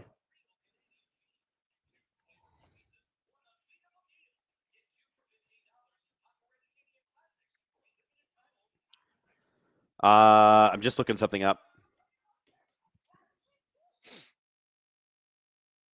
Hayden says, do the Flyers get 15 shots in this game? Yeah, I think they do. I need the Leafs to get 15 shots in this damn game. Yeah, I honestly, like, one of the things that Warrior Womp said it perfectly. Don't feed the trolls. Don't they know the rule? Yeah, like, whether or not the idle Twitter gossip is real. And there is idle Twitter gossip all the time about everything and everyone. I can't tell you. I've had people make up shit about me, and I'm just me. You know what I mean? So, like, you get to the level where you're an NHL player, you're going to have crazy shit said about you online that is completely unverifiable, and 99.9% of the time it's not true. What Ottawa did here is they gave it life. And now everybody in the hockey world knows about it. And I know that, listen, Michael Andlauer is the kind of owner that you want as a team. He's a guy that's invested. He's emotional. He gets pissed when they lose. He's thrilled when they win. Like, that's the kind of owner you want. But I have to wonder, and I'm just spitballing here because I don't obviously know. I kind of have to wonder if he's the guy that wanted to push for this statement. Because Steve Stais seems like a little bit more of a chill dude. That's just my outside impression. I don't know. I feel like it's a. I just feel like somebody in the head office forgot to be an adult tonight. And I think that's what happened. Hayden's asking a question. Go ahead. Hayden said, is it possible that Allmark said, please put that out there? It's affecting me and my family. It's entirely possible that's true. And what you say is, Linus, I'm sorry, it's tough, but you're going to have to ignore it. Yeah, it could have been Linus. It could have been, well, it could have been anybody. It could have been an agent calling. Could have been anything. What are you doing? Just ignore it. Oh, here we go. Benoit into Robertson, and Robertson cannot get the backhand off enough. Darth Vladar taking care of business tonight. 4:51 left. Cowan gives the puck up. And York with the shot. Great save by Hildeby. Myers pushing Garnet Hathaway away. Was that Garnet Hathaway? No, it wasn't. No, it wasn't. That was Christian Dvorak. Those are very different players. Francois Labelle, Texier makes it 3-1. That would be French Olympian Alexandre Texier. Hayden says, what are the chances of that? 13-41. Go Habs, go. Good for them. Good for them.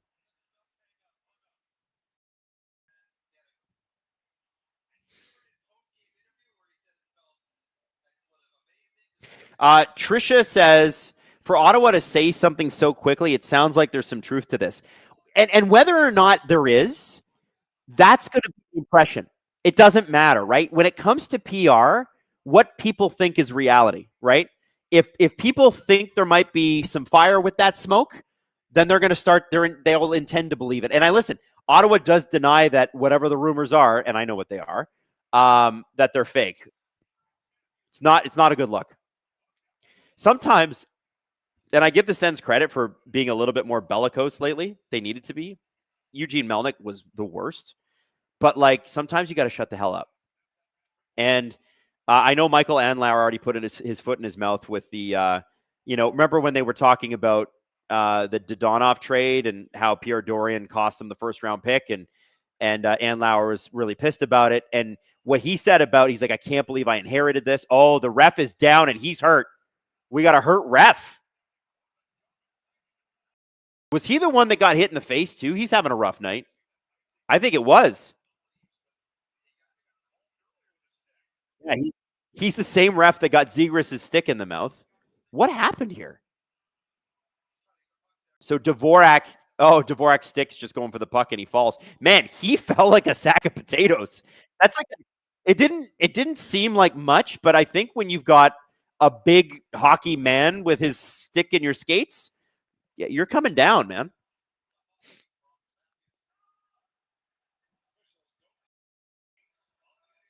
Pretzel Hunt says medical info is and always is inherently private. These rumors are not medical info. This is family stuff, which is why I'm not touching it.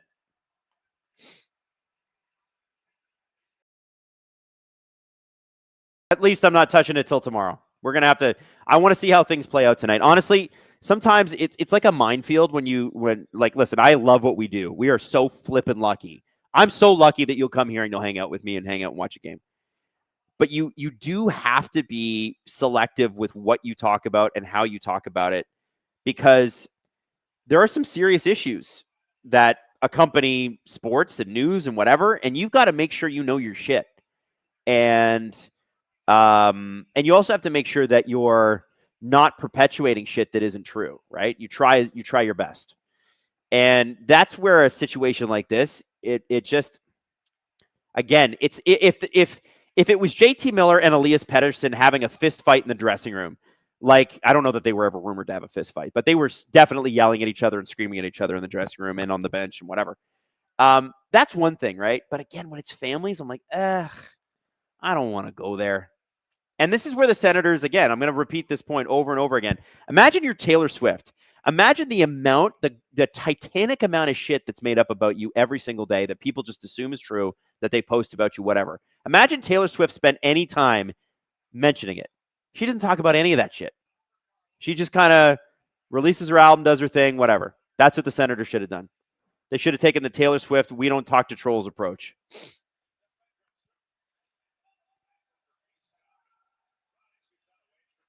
Two minutes left in the second period, by the way. Leafs are just not able to get much going offensively here. Neither of the Flyers, really. I mean, the shots are 12-11. But I have to give the Flyers credit. Their motors have been running tonight. Shot by Robertson. That puck does not go in. And the puck goes out, and it did hit the glass, in case you were looking for a puck over glass penalty. Not lucky on that one. David Fitzpatrick says, thank you to whoever gave me a gifted membership. I know we've had a few come through. Who have we had well, so we know Francois Labelle gave some. Who else gave? I'm looking back through. There were a few. I know Francois Labelle. It's hard because there have been so many, and I'm so appreciative of you guys. But anyway, if you do get a gifted membership ever from somebody who is kind enough to give one on this chat, please make sure you thank them. Sedin Magic 15, good evening, Gripper Nation. Which version of the Leafs showed up tonight? I think the Leafs are a little frustrated tonight. I don't think they've played poorly, but I think Philadelphia's played some pretty stingy defense. Would anybody disagree?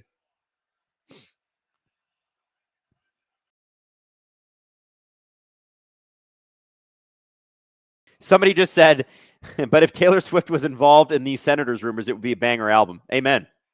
Amen to that. Oh, McMahon just, what was that pass? Hathaway tipped a puck into the stands, and a woman had it hit her chest, and he wanted to check on her. She says she's okay, but that looked like it hurt. She's laughing about it because you know why? Because it's Philly, and you got to be tough, baby. They don't make them soft in Philly.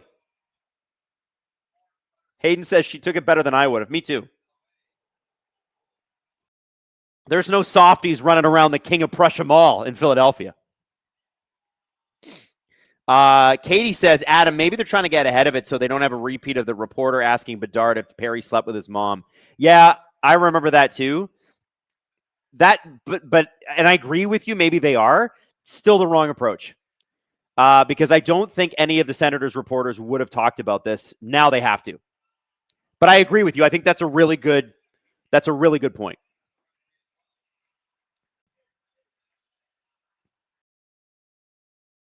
Varis apparently just got another stick in the face, and he's saying to the ref, what the hell, dude? Rough night for sticks to the mouth. Michelli to Riley, and Riley just missed. Oh, what a great behind-the-back pass. Michelli found Riley tape to tape. I feel bad for Morgan Riley on that one. I think he just could not get the wood on it that he needed. Rickle Pick says, how do you know about King of Prussia Mall? Guys, have I not told you that my mother's from Pennsylvania? I got an aunt in Harrisburg. My mom's from Pittsburgh, but I know Philly. My other aunt who passed away when I was about 4 months old, my entire family was in Philly for a while. So my Aunt Miriam was a speech therapist. Is it pathologist? Anyway, my Aunt Miriam, my mom's oldest sister, was in Philly. And so I know Philadelphia quite well. And I love it. I love Philly. Every time I'm there, it's the best. Just a riot group of people. I've never been to an Eagles game, and I'm dying to go. The fans that pelted Santa Claus in the 70s. Those are the fans I want to see. Meme Empress, how's it still 1-0 LMAO? It's 1-0 because the Flyers are playing some strong D, man. Strong D. Brandon Sev 30 says, I'm a Bruins fan, but I'm an equally big fan of SDPN. Do you guys think if the Bruins played the Leafs in the first round again that they win? I actually think they could. The Leafs could win. Bees have been sliding. Honestly, it's tough to know because there is a bit of a mental block with the Leafs, although the guys that really gave us the mental block, Patrice Bergeron, Brad Marchand, Zdeno Chara, are gone mostly. But David Pastrnak loves eating the Leafs alive. So I don't know. I think it's a health thing for Toronto. I'd also like to know how healthy McAvoy and Hampus Lindholm are. Because Hampus Lindholm's been struggling with that, but if he's healthy, that's a pretty scary defense pairing. What else we got here? Cassie says, do I stay up and watch Jujutsu Kaisen Season 3? Hayden is saying, yes. It's so effing good. I have no idea what you guys are talking about. What is that? What's anime? Okay, then you know what, Cassie? There's your answer. Hayden says yes. Francois Labelle is also saying, yes, Cassie, go for it. I'm learning stuff, guys. I'm learning. Eric says, love me a Philly cheesesteak in Philly. Hey, is Boar's Head a thing in Philadelphia? I know it was a thing in Baltimore. Is I think it's called Boar's Head. Is that a thing in Philly? Can anybody hit that up? Rennie says, "Oh my God, Mo, muffin collection for a Riley goal there." I know Morgan Riley is the muffin man. Morgan Riley does live on Drury Lane. He does not have a great shot, but he was in a good spot there. He could have buried that. Yeah. All right. Hey, Hayden, let's bring up our next OHL player because we got this awesome partnership with the OHL that I'm so flippin' excited about.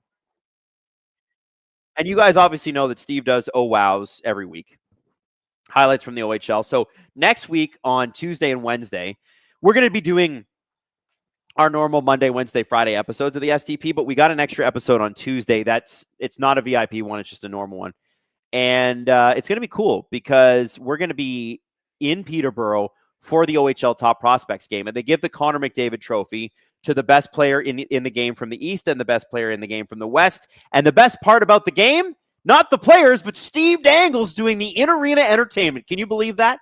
He's going back to his roots.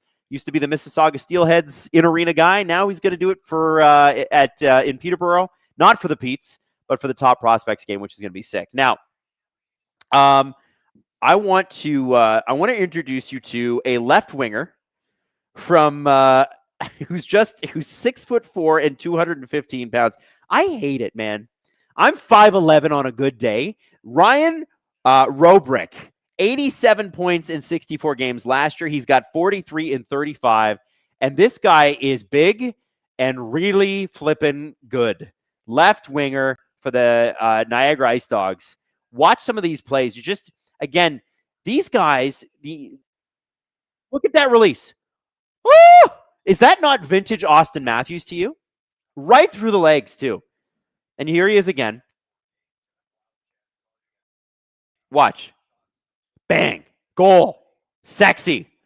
He just carries that himself. Wham. That's what Matthews used to do. He's doing a little bit more of that lately. Ryan Robrick, another guy that you should check out. And listen, we're getting into we're starting to, we're 6 months away from the draft. But you're going to see, look at that Selly too. Beautiful goal. You're going to start to see draft lists come out. You're going to see Scott Wheeler come out with his from the Athletic. His are always some of the best if you're looking for great top prospects. Ryan Robrick is going to be a guy to watch out for in this game. And we profiled two left wingers today. One was 6'5", one was 6'4". One was 226 pounds, the other's 215. And I need to remind you guys, these guys are like 17, 18 years old.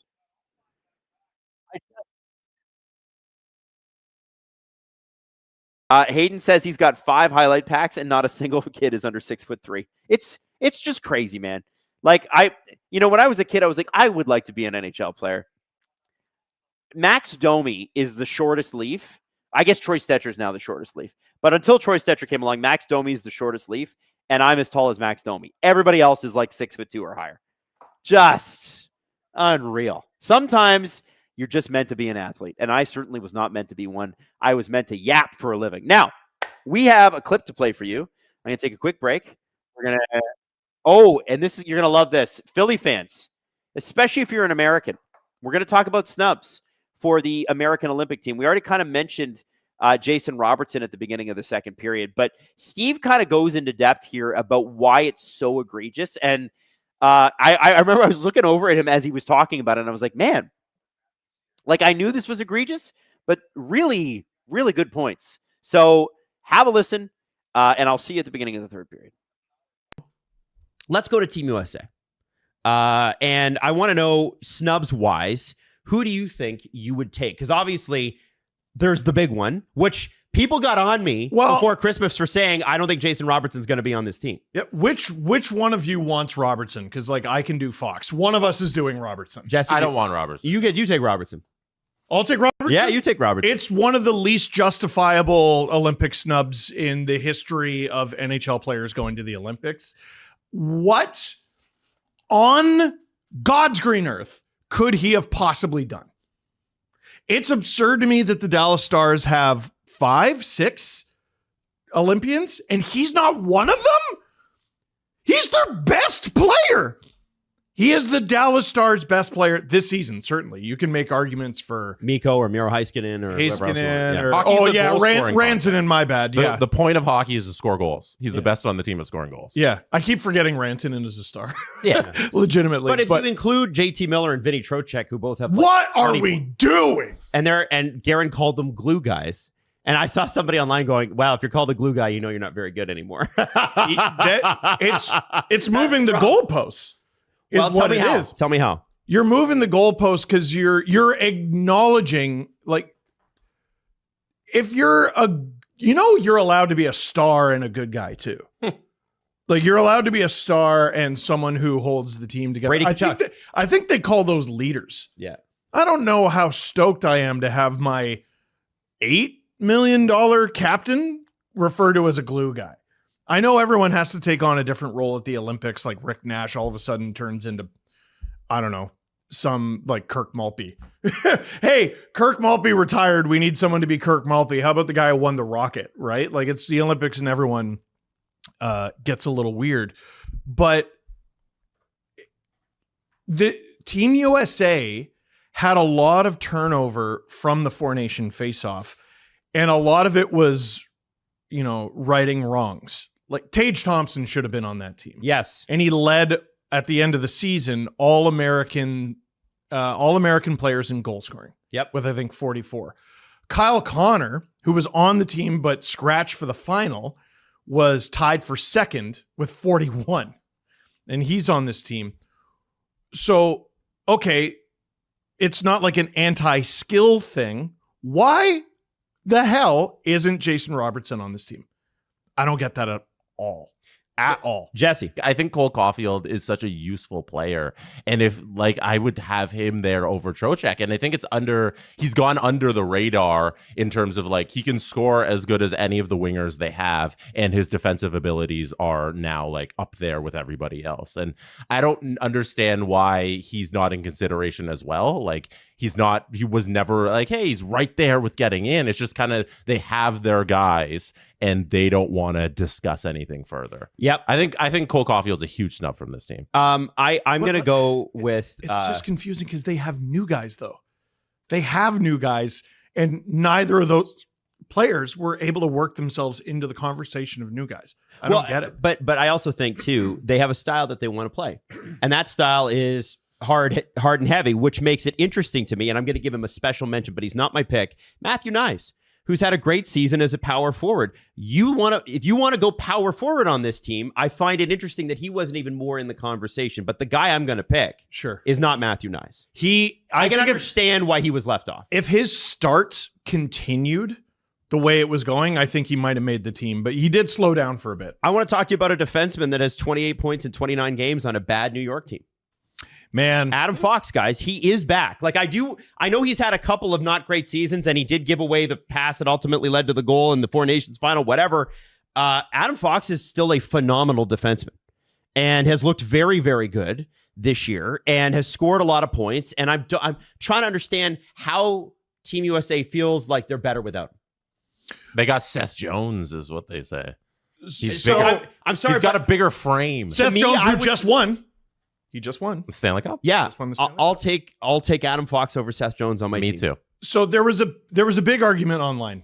And the reason I'm jumping is because I wanted Fox. Well, you could have him. No, I know, but like, we had to do Robertson. Like, that's still the craziest. We could have done Robertson 3 times. Yeah. I think. But with Fox, the argument was analytically he had an incredible Four Nation faceoff. However, if you look at the series of mistakes Team USA made that led to the tournament-winning goal, it begins with Fox. Mm-hmm.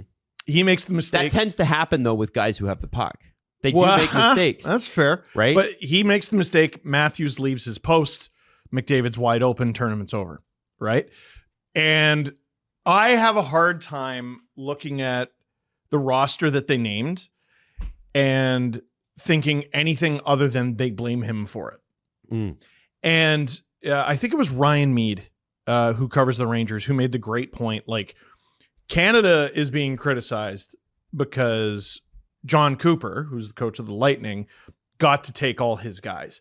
Everyone's pointed their ire at Cirelli, who's obviously not scored as much as the other guys, but like Tampa has way crazily won his minutes at 5-on-5. Braden Point is a shell of himself this year. Like but he was already named. But he was already named, so that's the guy I look at. But John Cooper obviously has a lot of pull with Canada.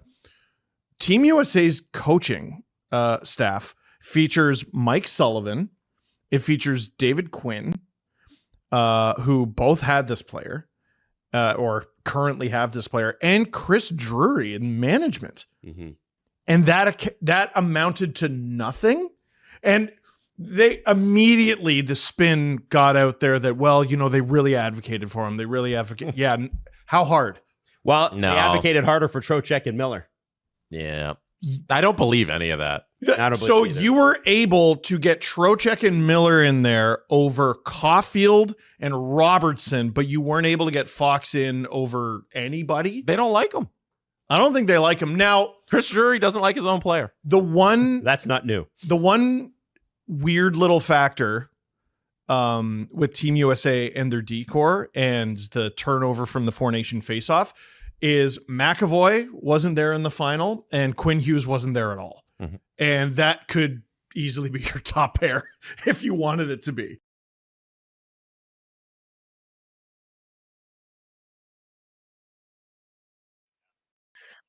All right, so they're talking about it on the TSN panel, and Drager didn't want to touch the rumors either, but the Ottawa Senators have released a statement. I'm going to read it one more time for you because this reads like Donald Trump wrote it. Like, this is for the idiots and the losers. Merry Christmas. The senator said, our organization was extremely disappointed to read the completely fabricated and false stories that are spreading on social media about our hockey club. Linus Ullmark, they just say Linus. Linus is away from our team for personal reasons, and he's asked for the organization's support. He has the entire organization's support. We ask that people respect his privacy, but clearly the request was not heard by the lowest forms of trolls and sick people who scour the internet. We are disgusted that outside forces are attempting to disrupt our hockey club. This statement will put an end to the ridiculous speculation that is spread online. And the worst part of that statement is the last line. It was Steve Staios, by the way, head of hockey ops and the GM for the Senators. The worst part of that statement is the last line. And I'll repeat the last line for you, okay? This statement will put an end to the ridiculous speculation that has spread online. Really? Will it? Because Sportsnet's got an article up, and guess what? So does Julian McKenzie of The Athletic. 2 hours ago, these were just a few tweets. Now, you're in two major publications already, Sportsnet and The Athletic, and TSN, the other major one in this country, just talked about it on the air.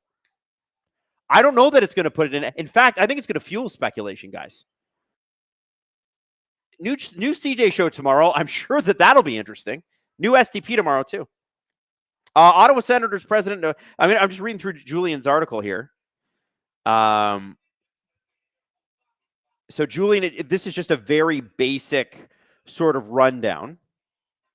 And Julian does mention Ullmark was removed from the Senators roster to accommodate Lars Eller's return to the lineup against Colorado on Thursday. The Danish center hasn't played since December 11th, blah, blah, blah, broken foot. And then he kind of lists Linus Ullmark's stats. Here's what's going to happen. Sens aren't playing tonight, right? Hayden? I don't think they're playing tonight. They're playing tonight.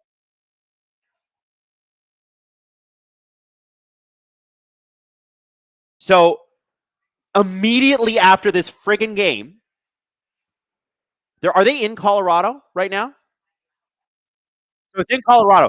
So the Colorado media, and there are Colorado reporters, they're going to get first crack at this.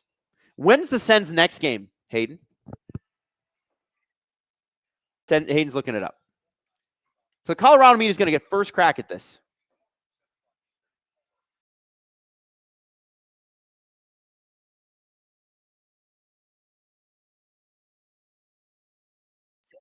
Saturday at home versus the Panthers, which means tonight, after they're finished in Colorado, they're taking a plane. because that's what happens. They're not going to stay in Colorado. They're going to come home tonight. So that means tomorrow at practice, that might be 11 a.m., noon. What do you think's going to happen after that practice? Every national news outlet, forget TSN and Sportsnet. I'm talking global. I'm talking CBC. I'm talking, who else do we have? There's not that many. CTV, that's right. They're all sending reporters tomorrow. And a lot of those companies don't even have sports departments anymore. They'll just send a general interest reporter to go, so what do you got to say? And when a GM / hockey ops pres, which Steos is, makes a statement like that, he's probably going to have to come out and talk too. You have just made yourself a magnet. And listen, the news cycle in the world moves very quickly. A week from now, people will have moved on, I think. But this could have just remained on Twitter as a bunch of rumors that were unfounded. Now, everybody's got a duty to talk about it. I've already told you, it's going to be the lead story on STP tomorrow. And we're going to be following it because we usually start recording around 11:30. When the Sens get off the ice, I'm going to start the show with what happened tonight. And then when the Sens get off the ice and the quotes start coming out from Julian McKenzie and Bruce Garriock and Brent Wallace and all the guys that follow Ottawa so closely up there, we'll be talking about the quotes from the players. You just made yourself the main story. I don't know. I don't get it. I'm going to stop. I'm going to stop. It's just the more I talk about it, the more I think it's the dumbest thing they could have done. Stetcher gets the puck down. By the way, the Leafs are playing 30 seconds into the period. People are asking for Magic 8-Ball time. Is it Magic 8-Ball time? It could be. It could be. Magic 8-Ball's been a little, I don't know, questionable. What are we asking Magic 8-Ball, guys? What are we asking the Magic 8-Ball? You give me a good question, I can do it. You got to give me the Magic 8-Ball question. What do we need to know from the Magic 8-Ball? Carlo, big shot. Vladar had that. Vladar's playing really well tonight. Leafs haven't challenged him in a way that, creates a lot of chaos in front of the net. Couturier with a shot. Hildeby with a save. Good goaltending tonight.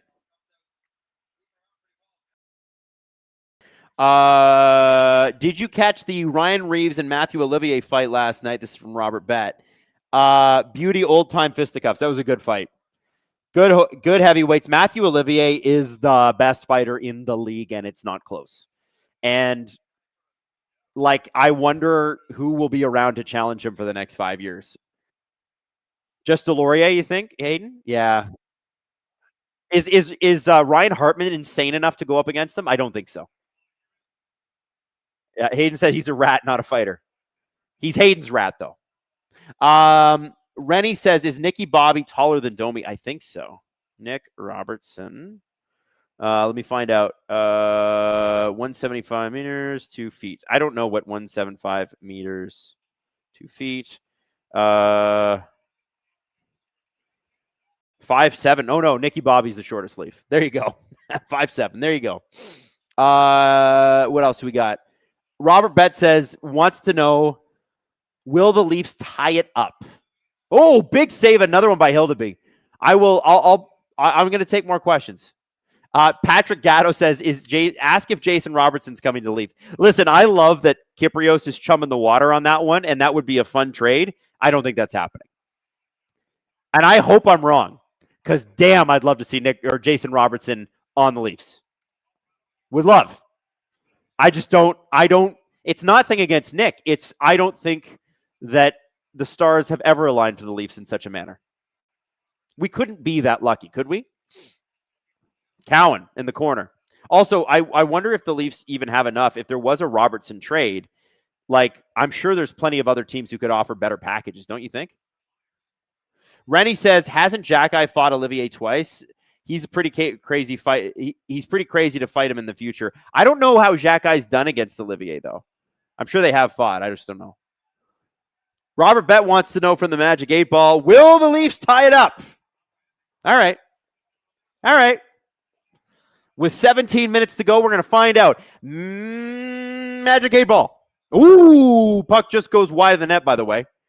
I'm going to wait for the play to stop before I ask it a question. I'm going to shake it until then. Just shaking it around, you know? Yarncroak through center. Dumps the puck in. Brube's going to love that. This is Lawton line, who I just love Scotty Lawton. And we're in good company tonight because Leaf fans love Scotty Lawton. So do Flyers fans. It's the one thing we can agree on. And I think, did Lorentz just fall because his blade gave out? Have we seen another one of those? What's going on tonight?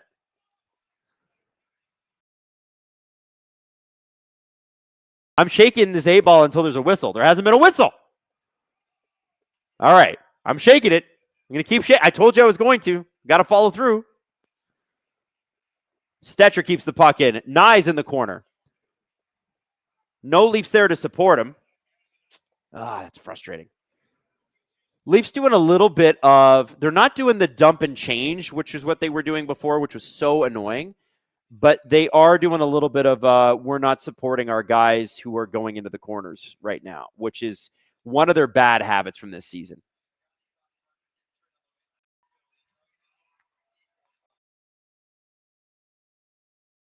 Ekman-Larsson to Bobby McMahon. McMahon gets it deep. Matthews behind the net. Puck is out to Zegras. He's got Dvorak with him. Boy, these boys can skate. Oh! Zegras just threaded that pass beautifully. Leafs were able to break it up, but Zegras has been a factor tonight. He was a factor against Anaheim the other night, too. You guys all saw those highlights. Those were great. Domi. Down low! Riley, couldn't receive the pass. I think that was interfered with a little bit from a Flyers player.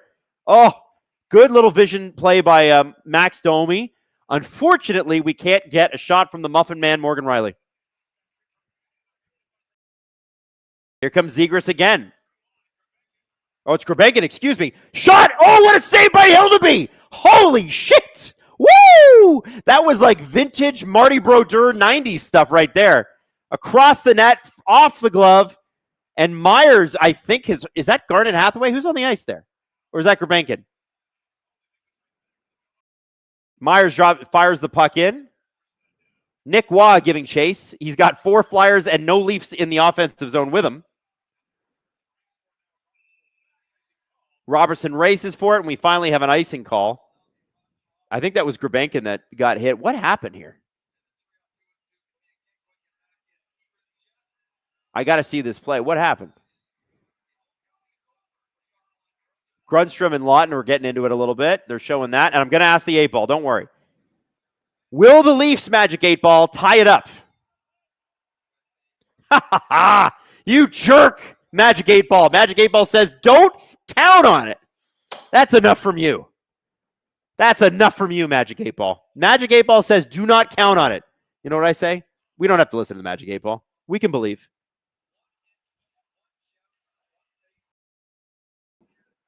Stetcher with the puck in the Leaf zone at the hash marks. To Ekman-Larsson. To Cowan. Cowan shot! And the blocker of Dan Vladar is able to stop that. Cowan. Robertson just fired his stick away. It's not broken. He just kind of lost it. Robertson with the move, using his booty. And the puck is stripped. Out come the Flyers. They poke it past Stetcher. Both teams are going to change. Rennie says that could also mean they take the lead, though. That's true. Damn Magic 8-ball. Hayden says we need a Golden Knight special here, OT loss. No, we want to win, a clean win for the Toronto Maple Leafs, the good guys. By the way, I'd love, is Vegas playing yet?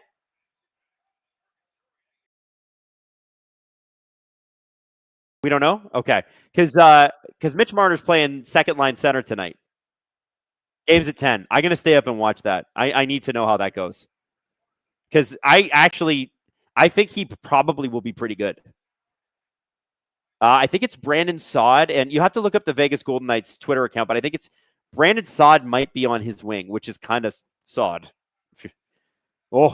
Benoit charging at the net. Vladar easily able to stop his backhand. A little chippy here in the third, guys. James Semler says, not true. They have to tie it before leading. Hey, listen. Nesta Bottle says Vegas are floundering, so many injuries. Yeah. Rennie says if Marner plays center well, I'm going to be really pissed at the Leafs. Yo, Steve in one of our group chats tonight said the exact same thing. He was like, "Yo, they try. You got Marner's line mates? Okay, what are his line mates?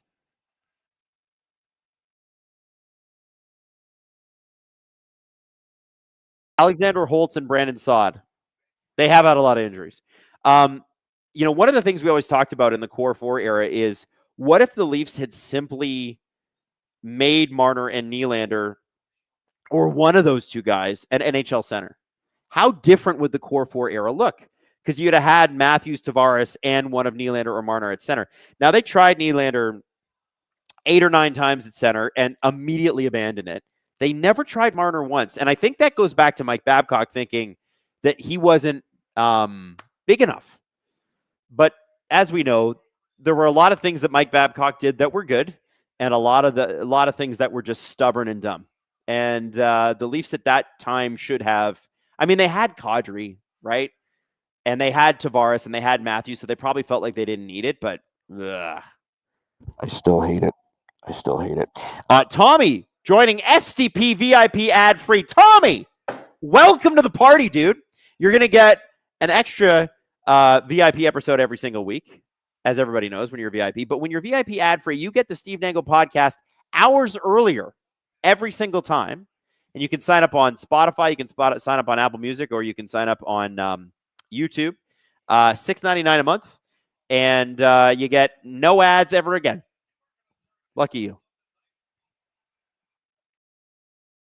Denver Barkey, by the way, friend of producer Hayden's family, had a breakaway earlier this game. He's 155 pounds, 5'9", and he's in the NHL. God bless him. Rang it off the crossbar.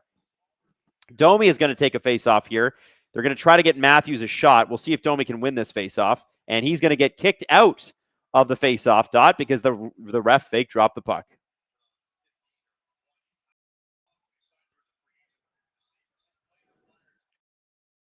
Thirteenth fake drop of the game. Hayden, we got to keep track of these every time we do this. It's a really smart idea of you to do that. Rennie says, nah, bro, I'm going to give the Leafs all the shade. They want to play Domi center forever, even though he's clearly not. They won't even make it more than a game with Nylander at center, make it make sense. Well, Domi was only playing center because Lawton was out, but that should have never been what they did. You should have put Lorentz at center and not taken Domi off Matthews' line, because Matthews spent the entire first couple months of the season never receiving a pass. Robert Bett, 8 balls, a fraud like Connor Hellebuck. Just ask Jesse. I hope you're right. We're going to need some goals here, though. Leafs have 5 shots this period. 12 minutes to go. Logan Scott, the NHL needs to market Matthew Schaefer. The kid is personality the sport needs. Also, go Leafs, go. I agree.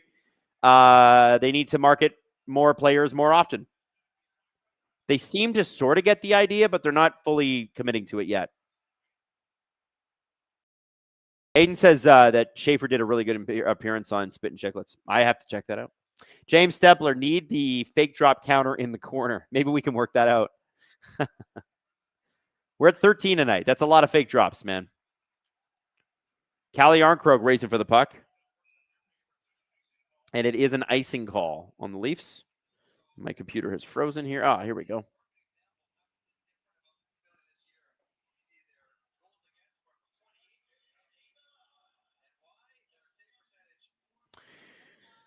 Malkin just scored in his return game. Good for Evgeny Malkin, man. I wonder if Pittsburgh is going to fall off. I mean, they're still in a playoff spot as of tonight. But if they if they are going to fall off, we'll find out at the end of the month. Does Pittsburgh really trade him? Like, if they'd been bad all season, I'd be like, yeah, they're gonna trade him. But they've actually been pretty good. If they fall off, though, do you say, Gino, you want another run? Or do you just keep him there with Sid? I don't know. I don't know what the right answer is.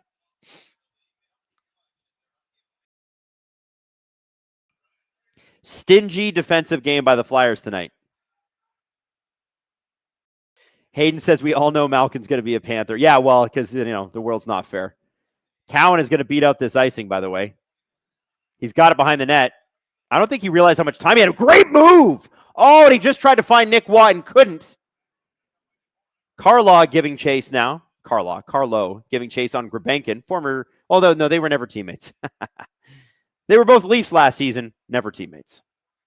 Riley skates the puck through, drops it for Waugh. I don't think Morgan Riley had a plan on what he was going to do on that play. Zegras, oh man, made the centering play. A Flyer player knocked the puck out of Dennis Hildeby's grasp. Leafs get away with one there.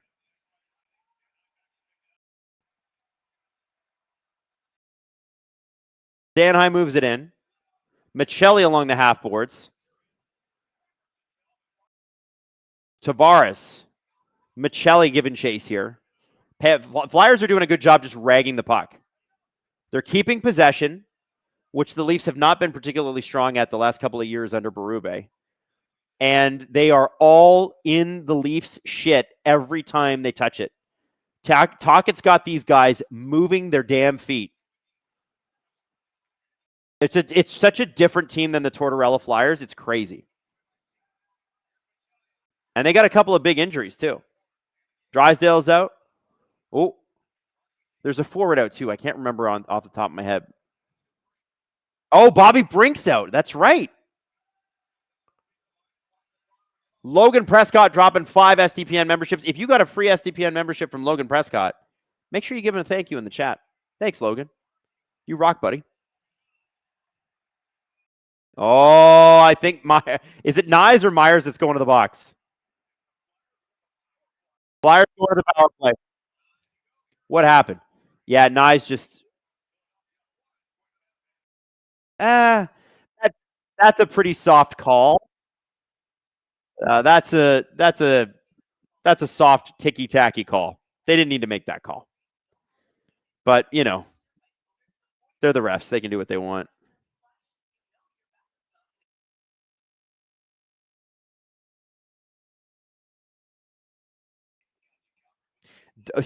Hold on. What did you say that again? You want the Senators to have a line of Bark, right.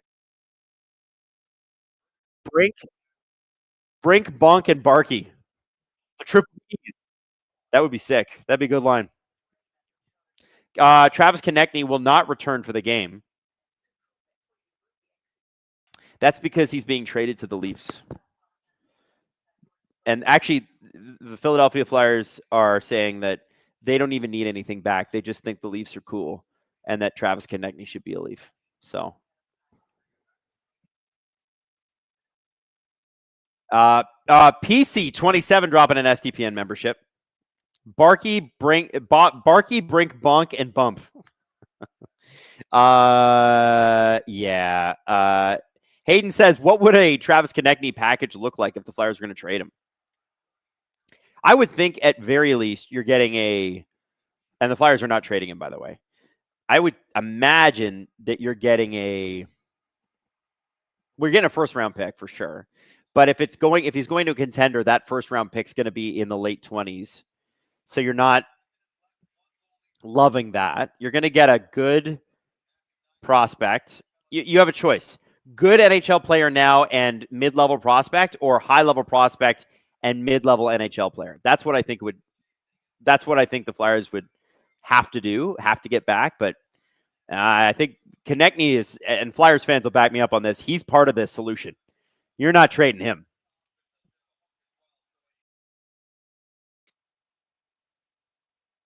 Did Texier score again? And French Olympic team has got to be just over the moon. That's nuts. Oh, that's funny. Stetcher moves the puck up. Scotty Lawton and Steven Lorentz out there. And Lawton creates almost another turnover. Have I told you how much I love Scott Lawton? This is an inopportune time for the Leafs to take a penalty. Terrible call. And a great play in low, and Tippett almost tips it in. Lawton is pissed about the poke in there, but I think it was Trevor Zegras. And I love that Scott Lawton's a gigantic pain in the ass. Isn't that great?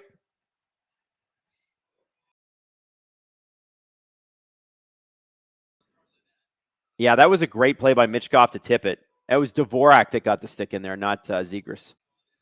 It's it's so hard to call a game when you're not like I don't know how guys call it not from the game because there's so much on camera that you miss. And when I'm calling the game a little bit here, and obviously I don't call it like Gord Miller or Chris Cuthbert or any of those guys, but like you just miss shit all the time because the camera just is not on it.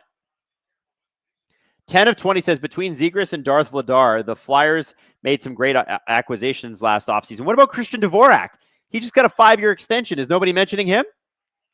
Do we like that extension, Flyers fans? I need to ask you. Oh, almost a wraparound, and Hildeby is able to. Zegras says it's a goal.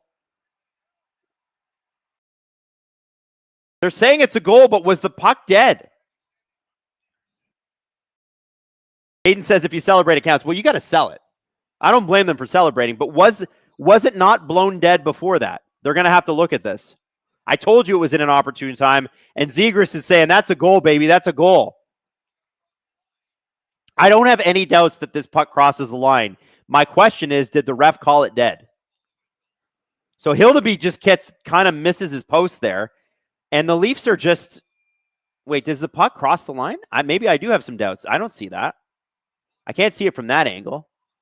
Okay, here we go. I don't think it does. I mean, Hayden says, I don't know why they're celebrating. I think you celebrate because you want to sell. Hayden doesn't think that they even saw it cross the line. Well, even then, still go for it because it's a free review, right? Might as well try. I don't think that's a goal. I think you have to be able to see it. Zegras' face, well, you got to see it, though. You have to unequivocally see it. And the call on the ice is not a goal. The ref called it dead. He had his hands up in the air. Let's see this. Here's a good angle.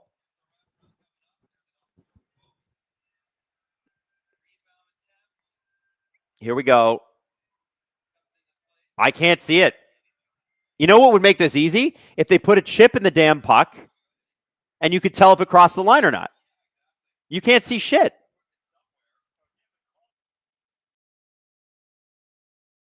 It has to be a clear goal. Remember that, guys. It has to be a clear goal. You can't see it. Unless the NHL's got some angles that we don't, which I highly doubt they do. Everybody says they do. I'm like, yeah, bullshit. Come on.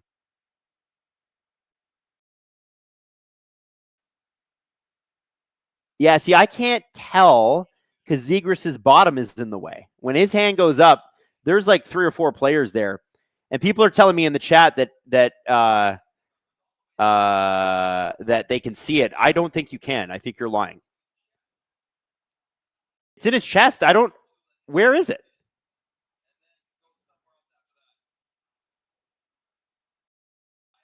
All right. Somebody says, ask the Magic 8 Ball. Magic 8 Ball. Was that a goal? And will they overturn it and make it a goal? Magic 8 Ball is a dick. It says yes. Screw you, Magic 8 Ball. Whose side are you on anyway? Magic 8 Ball. I don't see how this can be a goal, guys. And I also don't see how they're reviewing it for this long.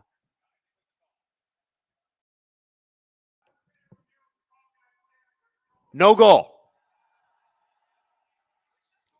You know what? I got to give Trevor Zegras a lot of credit for trying to sell that. You got to sell that. You got to sell the shit out of that. Robert Betts says, wait till Matthew Olivier plays the Panthers. I think the Panthers are too rat-ish to fight him. Panthers don't fight a lot of guys. They just... Oh, plays for the Panthers. Oh, God. Yeah, I read that super chat wrong. If he plays for the Panthers, we're all dead.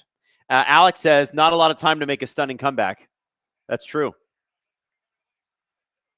Remember, the Leafs are still trying to kill a penalty here, and they've been a bit of a tire fire in their own zone. Their PK is strong. PK is strong, but we got to kill this thing. Cam York, shot. Oh, it just squirts by, but it does not hit the net. And the Flyers will have the Flyers will have a 5-on-3. Yuck. 2 minutes tripping. Who was it? Stetcher.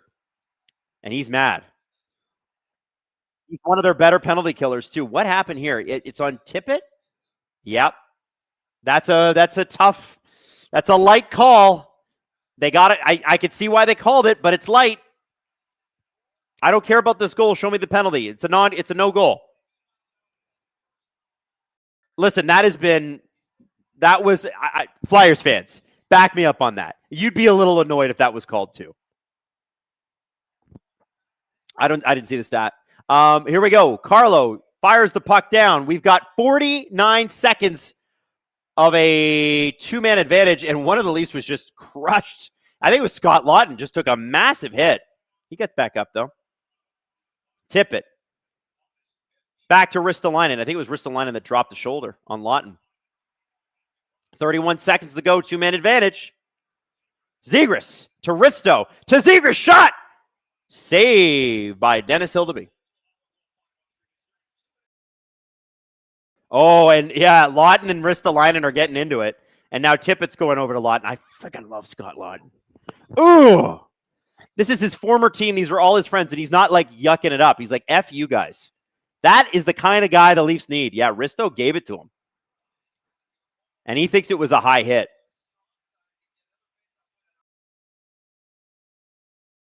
Scotty Lots, baby.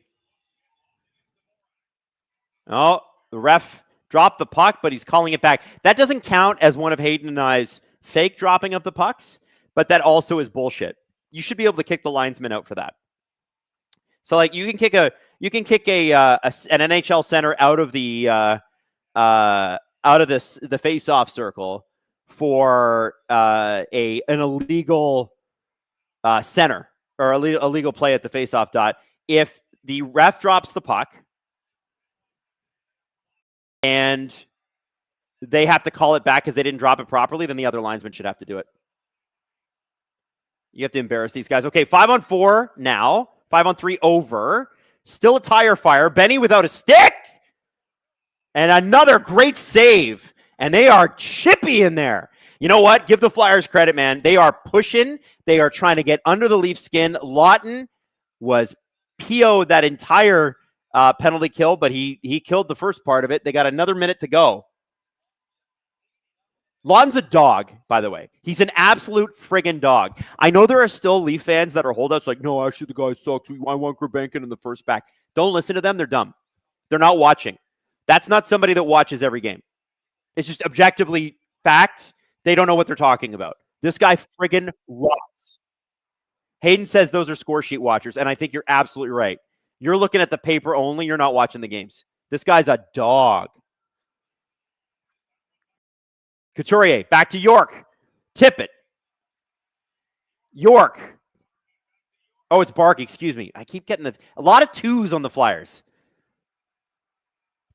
Barkey, back to York. Shot, saved by Hildeby, and he's able to cover it. 42 seconds left.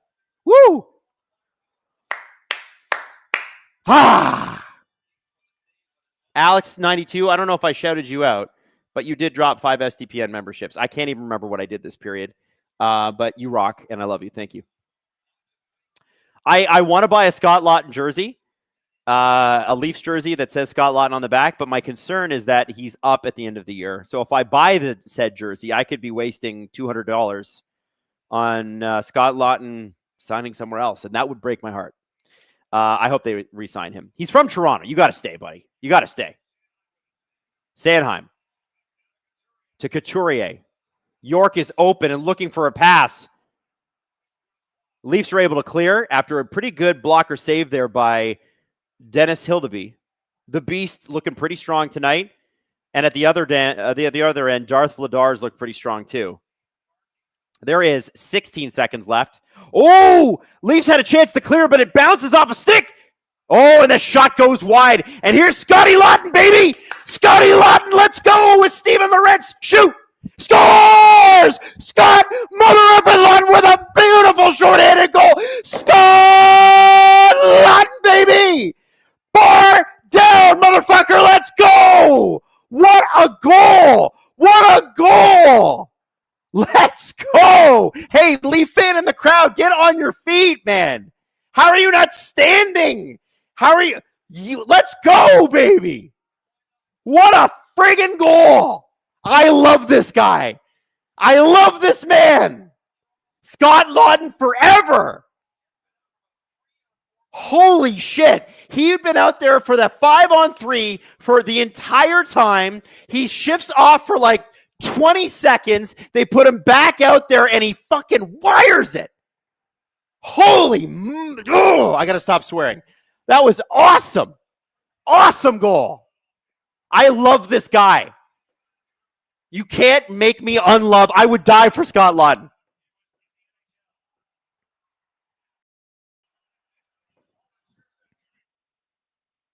Hayden says, I guess they can look at the score sheet tonight. Yes, they can. Woo! Oh, I'm exhausted. That celebration took a lot out of me. OEL with the shot in. It's a little bit of a tip wide out front. Oh, and the Leafs just miss an opportunity. Bobby McMahon from Max Domi there. I said Lawton. It's actually 34, not 24. Matthews had a shot. It was blocked by the Flyers. They're still playing stingy defense. Domi tries to find Matthews. Flyers able to pick that up, and out comes Trevor Zegras. No, that's not Trevor Zegras. That's Nikita Gurbankin. I told you there's too many twos on the Flyers. A lot of twos. By the way, Alex92 dropping 10 SDPN memberships. Alex, you absolutely rock. Thank you so much. And James Stemler, Scott pulling the reverse Leaf, scoring on his old team. And a good shot there by Matthias Michelli. Darth Vladar is able to stop that. And there's Scotty Lawton at the side of the bench taking a well-deserved break. Look at this. He could have passed to Lorentz at any time and just found the corner and scored. He's a god amongst men. 500 for Patty Kane. So Patty Kane scored, right?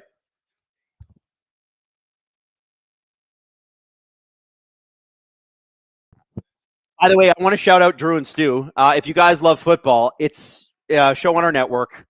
They rock. I absolutely love this show, and I love football, so it's kind of perfect.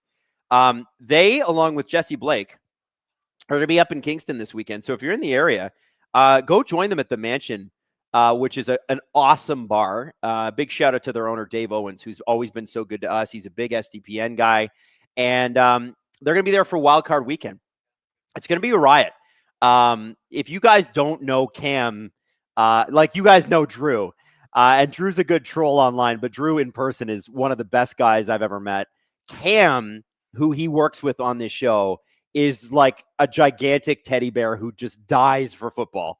These guys know their shit, and it's a really, really fun environment at the Mansion. And it is an old Victorian mansion in Kingston.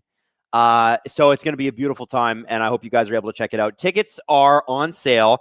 They're in the link in the description of any of the Steve Dangle podcasts or Drew and Stu episodes right now, so you can go buy tickets. They're $15. James Stemler, Adam, do I commit to a Scotty Lots jersey now? I mean, dude, you know what, James? If you do it, I'll do it. Hogwash. Magic Hate Ball. Yo, that's a good name for it. Magic Hate Ball ain't got nothing on Scotty Lawton. That's true. Scott Lawton has had a shorthanded goal, and he's won 17 of 18 faceoffs. Buddy, I trade that first and Nikita Gurbankin 10 times out of 10 for this guy. I love this man. Emo Jalapeno, scootin' and lootin'. Woo!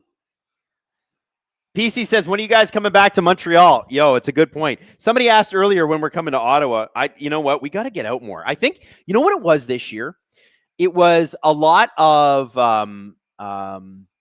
it's the Olympics, right? So we don't have a live show in January. And then we got the Olympics in Feb. And then we're going to have a live show. It hasn't been announced yet, but we have a live show coming in March in Southern Ontario. But like, we got to get out. We got to do Montreal again. We got to do Ottawa again.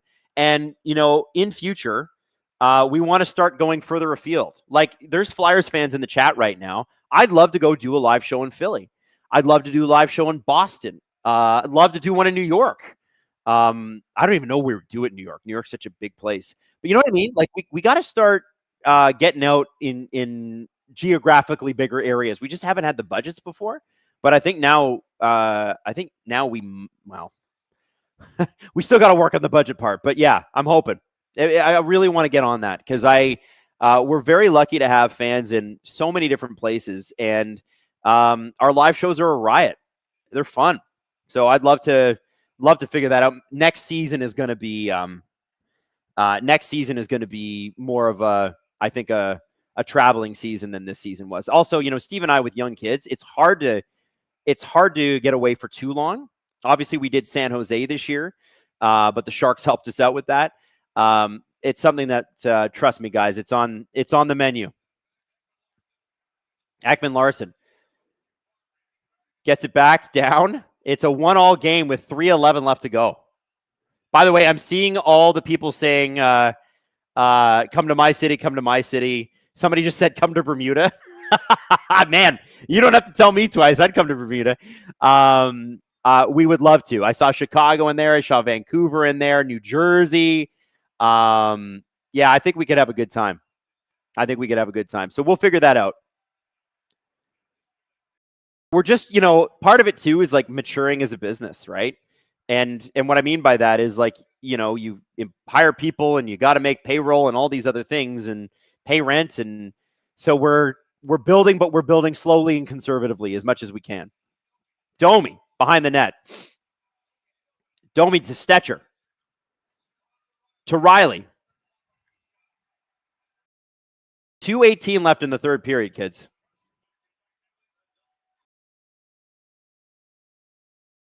Somebody said, can you come to Calgary? You know the city well. I do. I'd love to go back to Calgary. I think Calgary in the wintertime is perfect too. I would, if we went out to Calgary, I would get out. I would be like, let's go for a few extra days because I want to drive to Kananaskis. I just want that feeling one more time, you know? There's nothing like driving to the mountains. Sanheim back. Michelli gets the puck up. Finds Tavares in the neutral zone. He flips it in. Nyes is going to give chase. All the Flyers are back. They're playing stingy defense today, kids. Stingy defense. Hathaway and Carlo kind of got into it at the blue line a little bit there. And now Zegras has stolen Carlo's stick.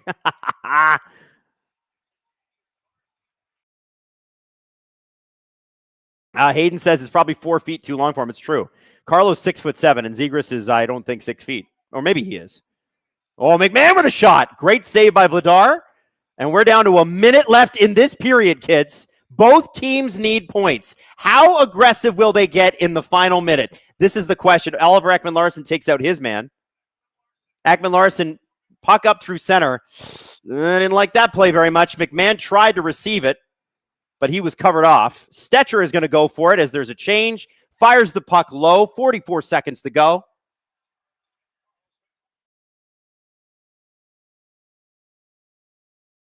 Stetcher from Carlo. Back to Carlo. Puck chipped up into the Flyer zone. And look at that. We got the Scott Laughton line out for the last 30 seconds of this game. That's Berube rewarding Laughton and Lorentz for a great game that they've had thus far. Also, he can trust them on defense. Ekman-Larsson gets the puck up. Laughton along the boards. He chips the puck out, and that is going to be... Is it an icing? No, it is waved off. 7 seconds to go in this period. And I think, barring something crazy happening, we are going to overtime, kids. Woo! All right. Tons of super chats. Francois Labelle. Darn Bennett. Darn you to heck. I don't know what that means. I don't know what the score in the Montreal game is, but I'm assuming it's 3-2. James Stemler. 3-2 Habs? 4-2 Habs? 4-2 Habs. Ah, they're fine. James Stemler. If the Leafs win, Steve should call LFR lots of love. I like that. We could call that tomorrow. We could do that on the STP as well. Ghost of War says what Laughton is doing is what the Leafs thought they were getting with Simmons, Thornton, and Foligno. God, I love this player. I agree. And, you know, the thing with Thornton is that he was too old to be playing center. At that point, Simmons was always a winger and Foligno was always a winger. Like the thing was they kept going for wingers and not a centerman. And, you know, I'm first to admit when I'm wrong, and I was dead wrong about this player. Like, I did not understand, and I get it in the biggest way. I am Scott Laughton's biggest booster. Guy rocks. Just rocks. D-Thib says, Laughton goal, does that equal grippers? No. You guys know the rules. We got to get to 1,000 likes before there's grippers. But we got overtime, baby. Overtime. Okay, everybody, give us your picks. Who scores for Philly if they score? Who scores for Toronto if they score? You know what? I think Berube is hilarious enough to play Scott Laughton in overtime. I think he's going to play. Scott Laughton, overtime winner for Toronto. And then if it's Philadelphia, let's go Zegras because the guy's box office. Rennie says, Adam apologizes to Laughton for he did not recognize his game. I was unfamiliar. We got a lot of Nyes or Zegras. We got a lot of Michkov. We got a lot of Zegras. We got Matthews for the Leafs. Michelli or Tippett. No, there's a Pabst Blue Ribbon pick. Hipster, 10 of 20. I saw that. Jeff says going to be, if it's Philly, it's Tippett. Heather says, question for the chat. I'm house dog sitting. Does ice cream count as the eat anything you want category? Go Avs, go. Absolutely. You go ahead and crush their ice cream. They can afford more ice cream. Laughton wins the face-off draw. Scott Laughton and Austin Matthews out there, and Laughton is tangled up. So he was just there to win the face-off draw and then get off, I think. Ekman Larson. Oh, terrible pass! Terrible effing pass! Uh-oh! Big save by Hildeby! Mask off! Play needs to be dead! Oh my God! OEL just... Ooh. Oh.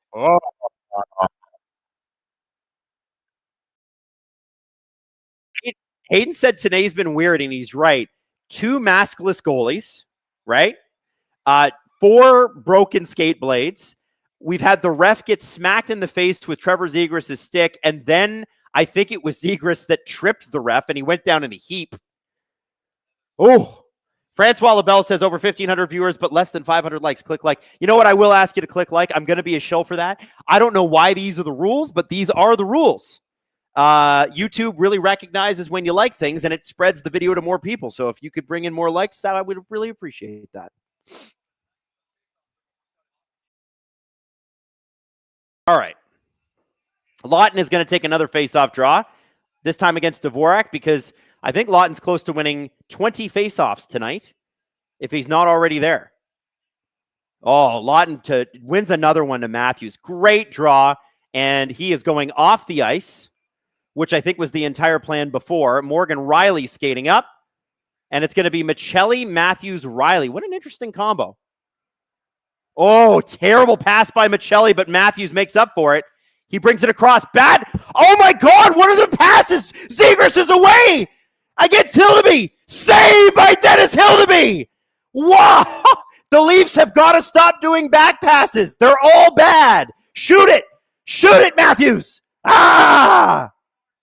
Oh, another bad backhand pass by Matthews. Almost another break. What the hell are they doing?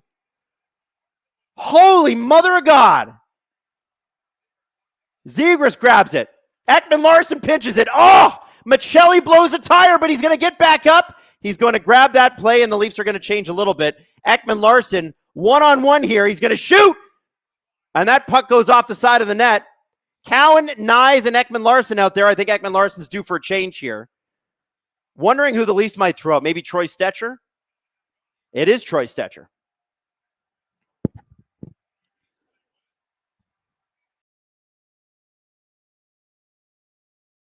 Tippett. Back to York. Nyes on him. York carries it back across the neutral zone. Flyers are going to change. I think the Leafs might too. Oh, man, these passes have been sloppy-dubby. Not the Flyers, the Leafs, I mean.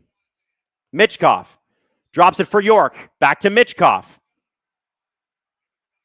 Right on the hash marks. Back to York. Playing give and go here. Oh, that's York. Who was the other guy? I think it's Couturier. Hello.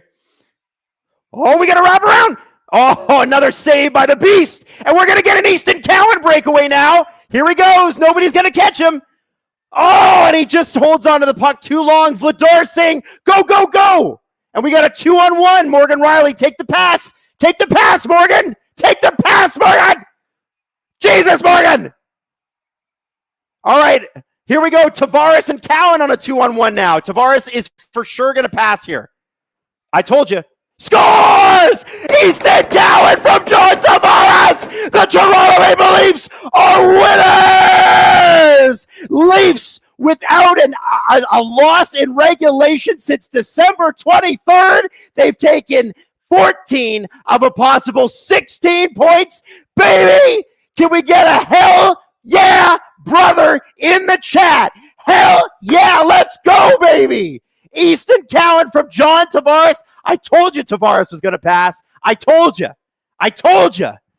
Holy, what an overtime. And Dennis Hildeby deserves first star of the game for the Toronto Maple Leafs. Buy this man as many steak dinners as you can. As many steak dinners as you can. Hell yeah, brother. The Toronto Maple Leafs win again. And look at this. Tavares does a really good thing here. He takes the defenseman out of the play by using his bottom. Look at that. Yeah. And it's Rasmus Ristolainen, too, who leveled Lawton earlier in the game, who just kind of falls. And a great shot from Cowan. And that's great because I think Cowan's got 2 goals in 2 games.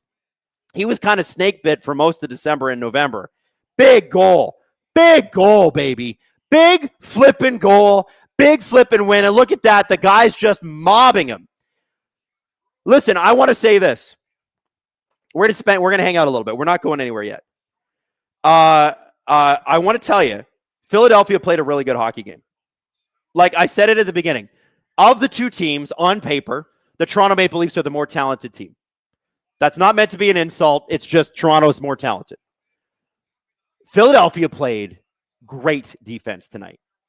Leafs couldn't get anything going on the offensive side of the puck for the first 2 periods. It took a shorthanded goal and a friggin' beauty shorthanded goal from Scott Lawton to even get them in this game. They are damn lucky to even have made it to overtime. And Easton Cowan with a great goal and a great celly to boot in overtime. Listen, if you're a Flyers fan, this has been a pretty good week for you. Fighting for a playoff spot. Actually, I don't even know where the Flyers are in the standings. I should look that up right now. Fighting for a playoff spot, in a playoff spot, you're 3rd in the division, and you've taken 3 of 4 points. You can't be upset. You can't be upset. You got to be okay with that. That's okay. Vladar had a great game. He's been having a great season, right? Greg Franklin says, and he said this before the goal. He said, surprised Scott Lawton wasn't fined for trying to break the boards with his nose. Sedin Magic 15, correction. Zegras for Philly, Riley for the Leafs. Unfortunately, it was Easton Cowan. Red Wings 80, you're supposed to booze after the game, not before OT. Was that reference to me? Did I say something boozy? Oh, the guy's falling over the ice. I get it. Rennie says, the Cowboy for Easton Cowan.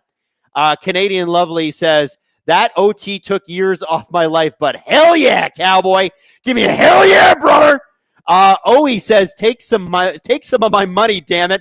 Cowboy, woo! 10 of 20 says, sad the Flyers lost, but good game, Leafs. Thank you, 10 of 20. Alex 92 says, Adam, you got to get that Scotty Lotz jersey. I think you're right. Damn, that was great. Man, what a friggin' exciting end. Crash Test Vita says, the Habs and Panthers reffing is so ass. Listen, I got news for you. If you're playing the Panthers, don't expect good refereeing. Remember who their AGM is, okay? But Texier got a hat trick? What?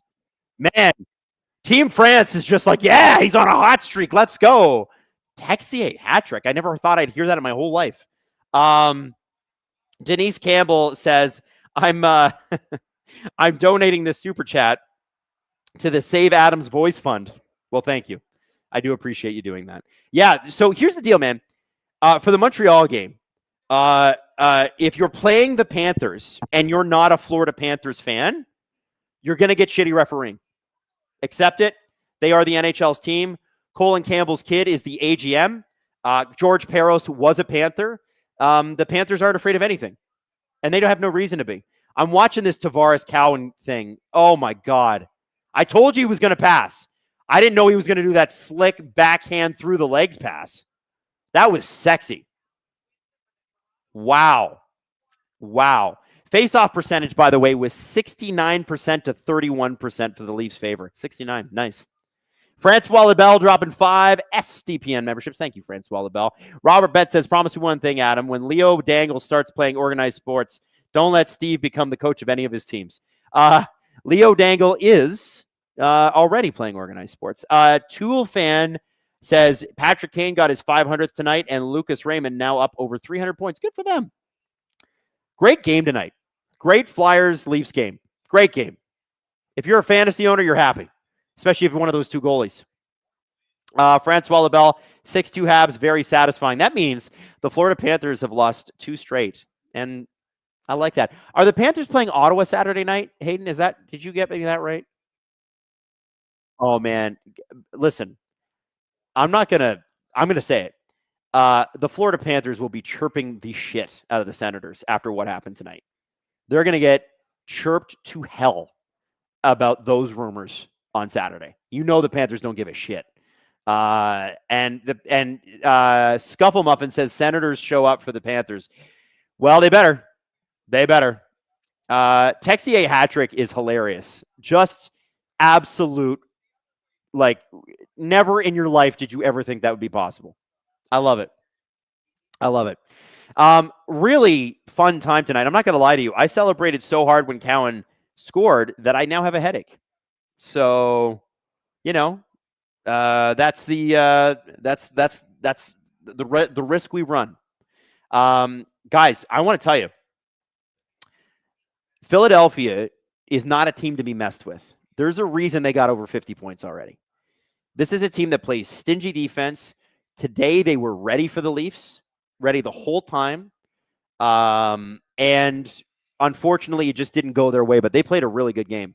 I'm so blown away because the changes the Flyers have made, they obviously are finally getting goaltending. They had no goaltending last year, and they got Trevor Zegras. If Tortorella is still the coach in Philly, there's no chance the Flyers trade for Zegras. No chance. But Tockett's got them playing like Tortorella had them playing hockey that is like 20 years old. Rick Tocchet has them playing modern hockey. They were ready. It didn't go their way. I'm really impressed with the Flyers. That's just a team. Like there's no, like, Zegras is he's a point a game guy, but there's no true like superstar on that team in the like the Connor McDavid level superstar, Jack Hughes, Austin Matthews, Nathan McKinnon. You know what I mean? That's just a team that plays like a team. Really impressed. Really impressed. Raul Mirio just dropped a $20 super chat and didn't say anything. Raul, feel free to drop your question in the chat if you've got one. Raul says, love following the Leafs with you guys. Well, thank you, Raul. We appreciate you, buddy. Emo Jalapeno, the Leafs are now 4th in the Atlantic. No way. Are they really? That's funny. Yeah, the Leafs are get this. As of right now, and I don't know if the Caps are playing tonight or not, the Toronto Maple Leafs are 1 point out of a playoff spot. 1 point. No Caps game tonight. And the Leafs have played one less game than the Caps too. So their points percentage is actually better. By points percentage, if we were to only look at that, the Toronto Maple Leafs are in a playoff spot. That's great. Let's keep going. By the way, can you guys smash the like button a little bit? Can we get a like? Can we get a like spike? Oh, they're interviewing Easton Cowan right now. I want to see this. What does he say? He looks like he's still out of breath. He said, "What a goal by Lots. Get us back in the game. Get us back in the game." He said B stood on his head. I'm telling you, Dennis Hildeby was the difference.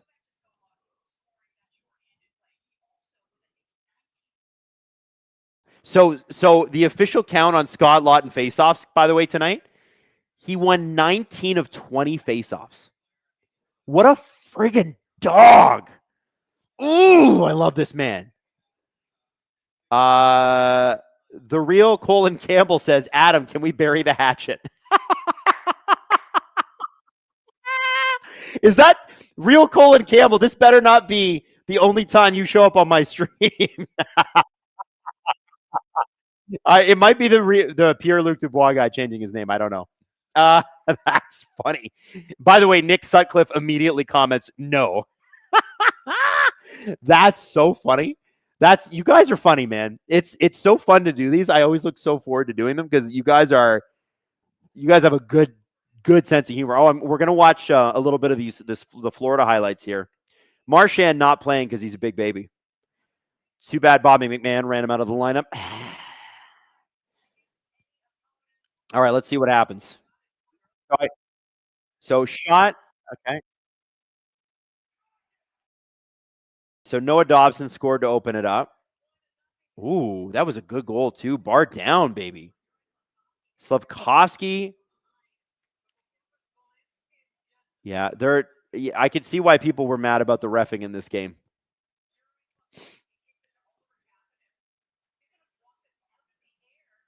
Wow. Oliver Kapanen's goal was crazy. Out of the air on the backhand. That's nuts. Buffalo won again too. Dude. That's nuts. So Buffalo is now ahead of the Leafs, right?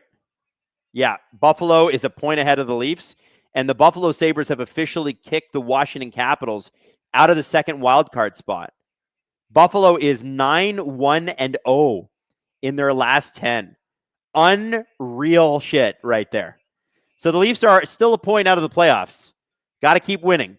But what's interesting is the Caps are falling 3-5-2 in their last 10. The Pittsburgh Penguins are 7-3-0, and they've won 6 in a row. The Sabres have won 9 of 10, and the Leafs are 6-2-2. So there's some hot-ass teams right now that the Leafs are chasing. That's not easy. That's not easy. Also, worth mentioning, Tampa Bay Lightning are 8-2-0 in their last 10. The Red Wings are 7-2-1 in their last 10. And the Montreal Canadiens, tonight included, 7-1-2 in their last 10. Everybody in the Atlantic is doing well. That's annoying. That's annoying. That's annoying. Wow, Texier's... I'm watching that goal now, his hat-trick goal. That's crazy. Good for Texier. Dude was bought out by the St. Louis Blues. He's a French-speaking man. He's from actual France. He's going to be on the French Olympic team. I think it's going to be I think it's kind of cool that he gets to go to the French-speaking part of North America and gets to play for that team. That's a very cool story. Wow. All right. Now, guys, I am going to leave you because Robert Malloy and producer Hayden need to get to bed. But I just want to tell you, tonight was a riot. I had a blast with you, Gripper Nation. Thank you so much for hanging out with me. So I hope you guys all have a great night. Tomorrow is Friday. That's something worth celebrating. Leafs won tonight. That's something worth celebrating. Let's go, baby. I hope you guys all have a great night. I love you. I will see you Monday night for the Utah Leafs game.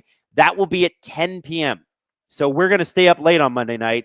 I will see you then. Steve will be here on Saturday night for the Leafs versus Vancouver. And I hope you guys have a good one. New STP, new CJ show tomorrow. See you later.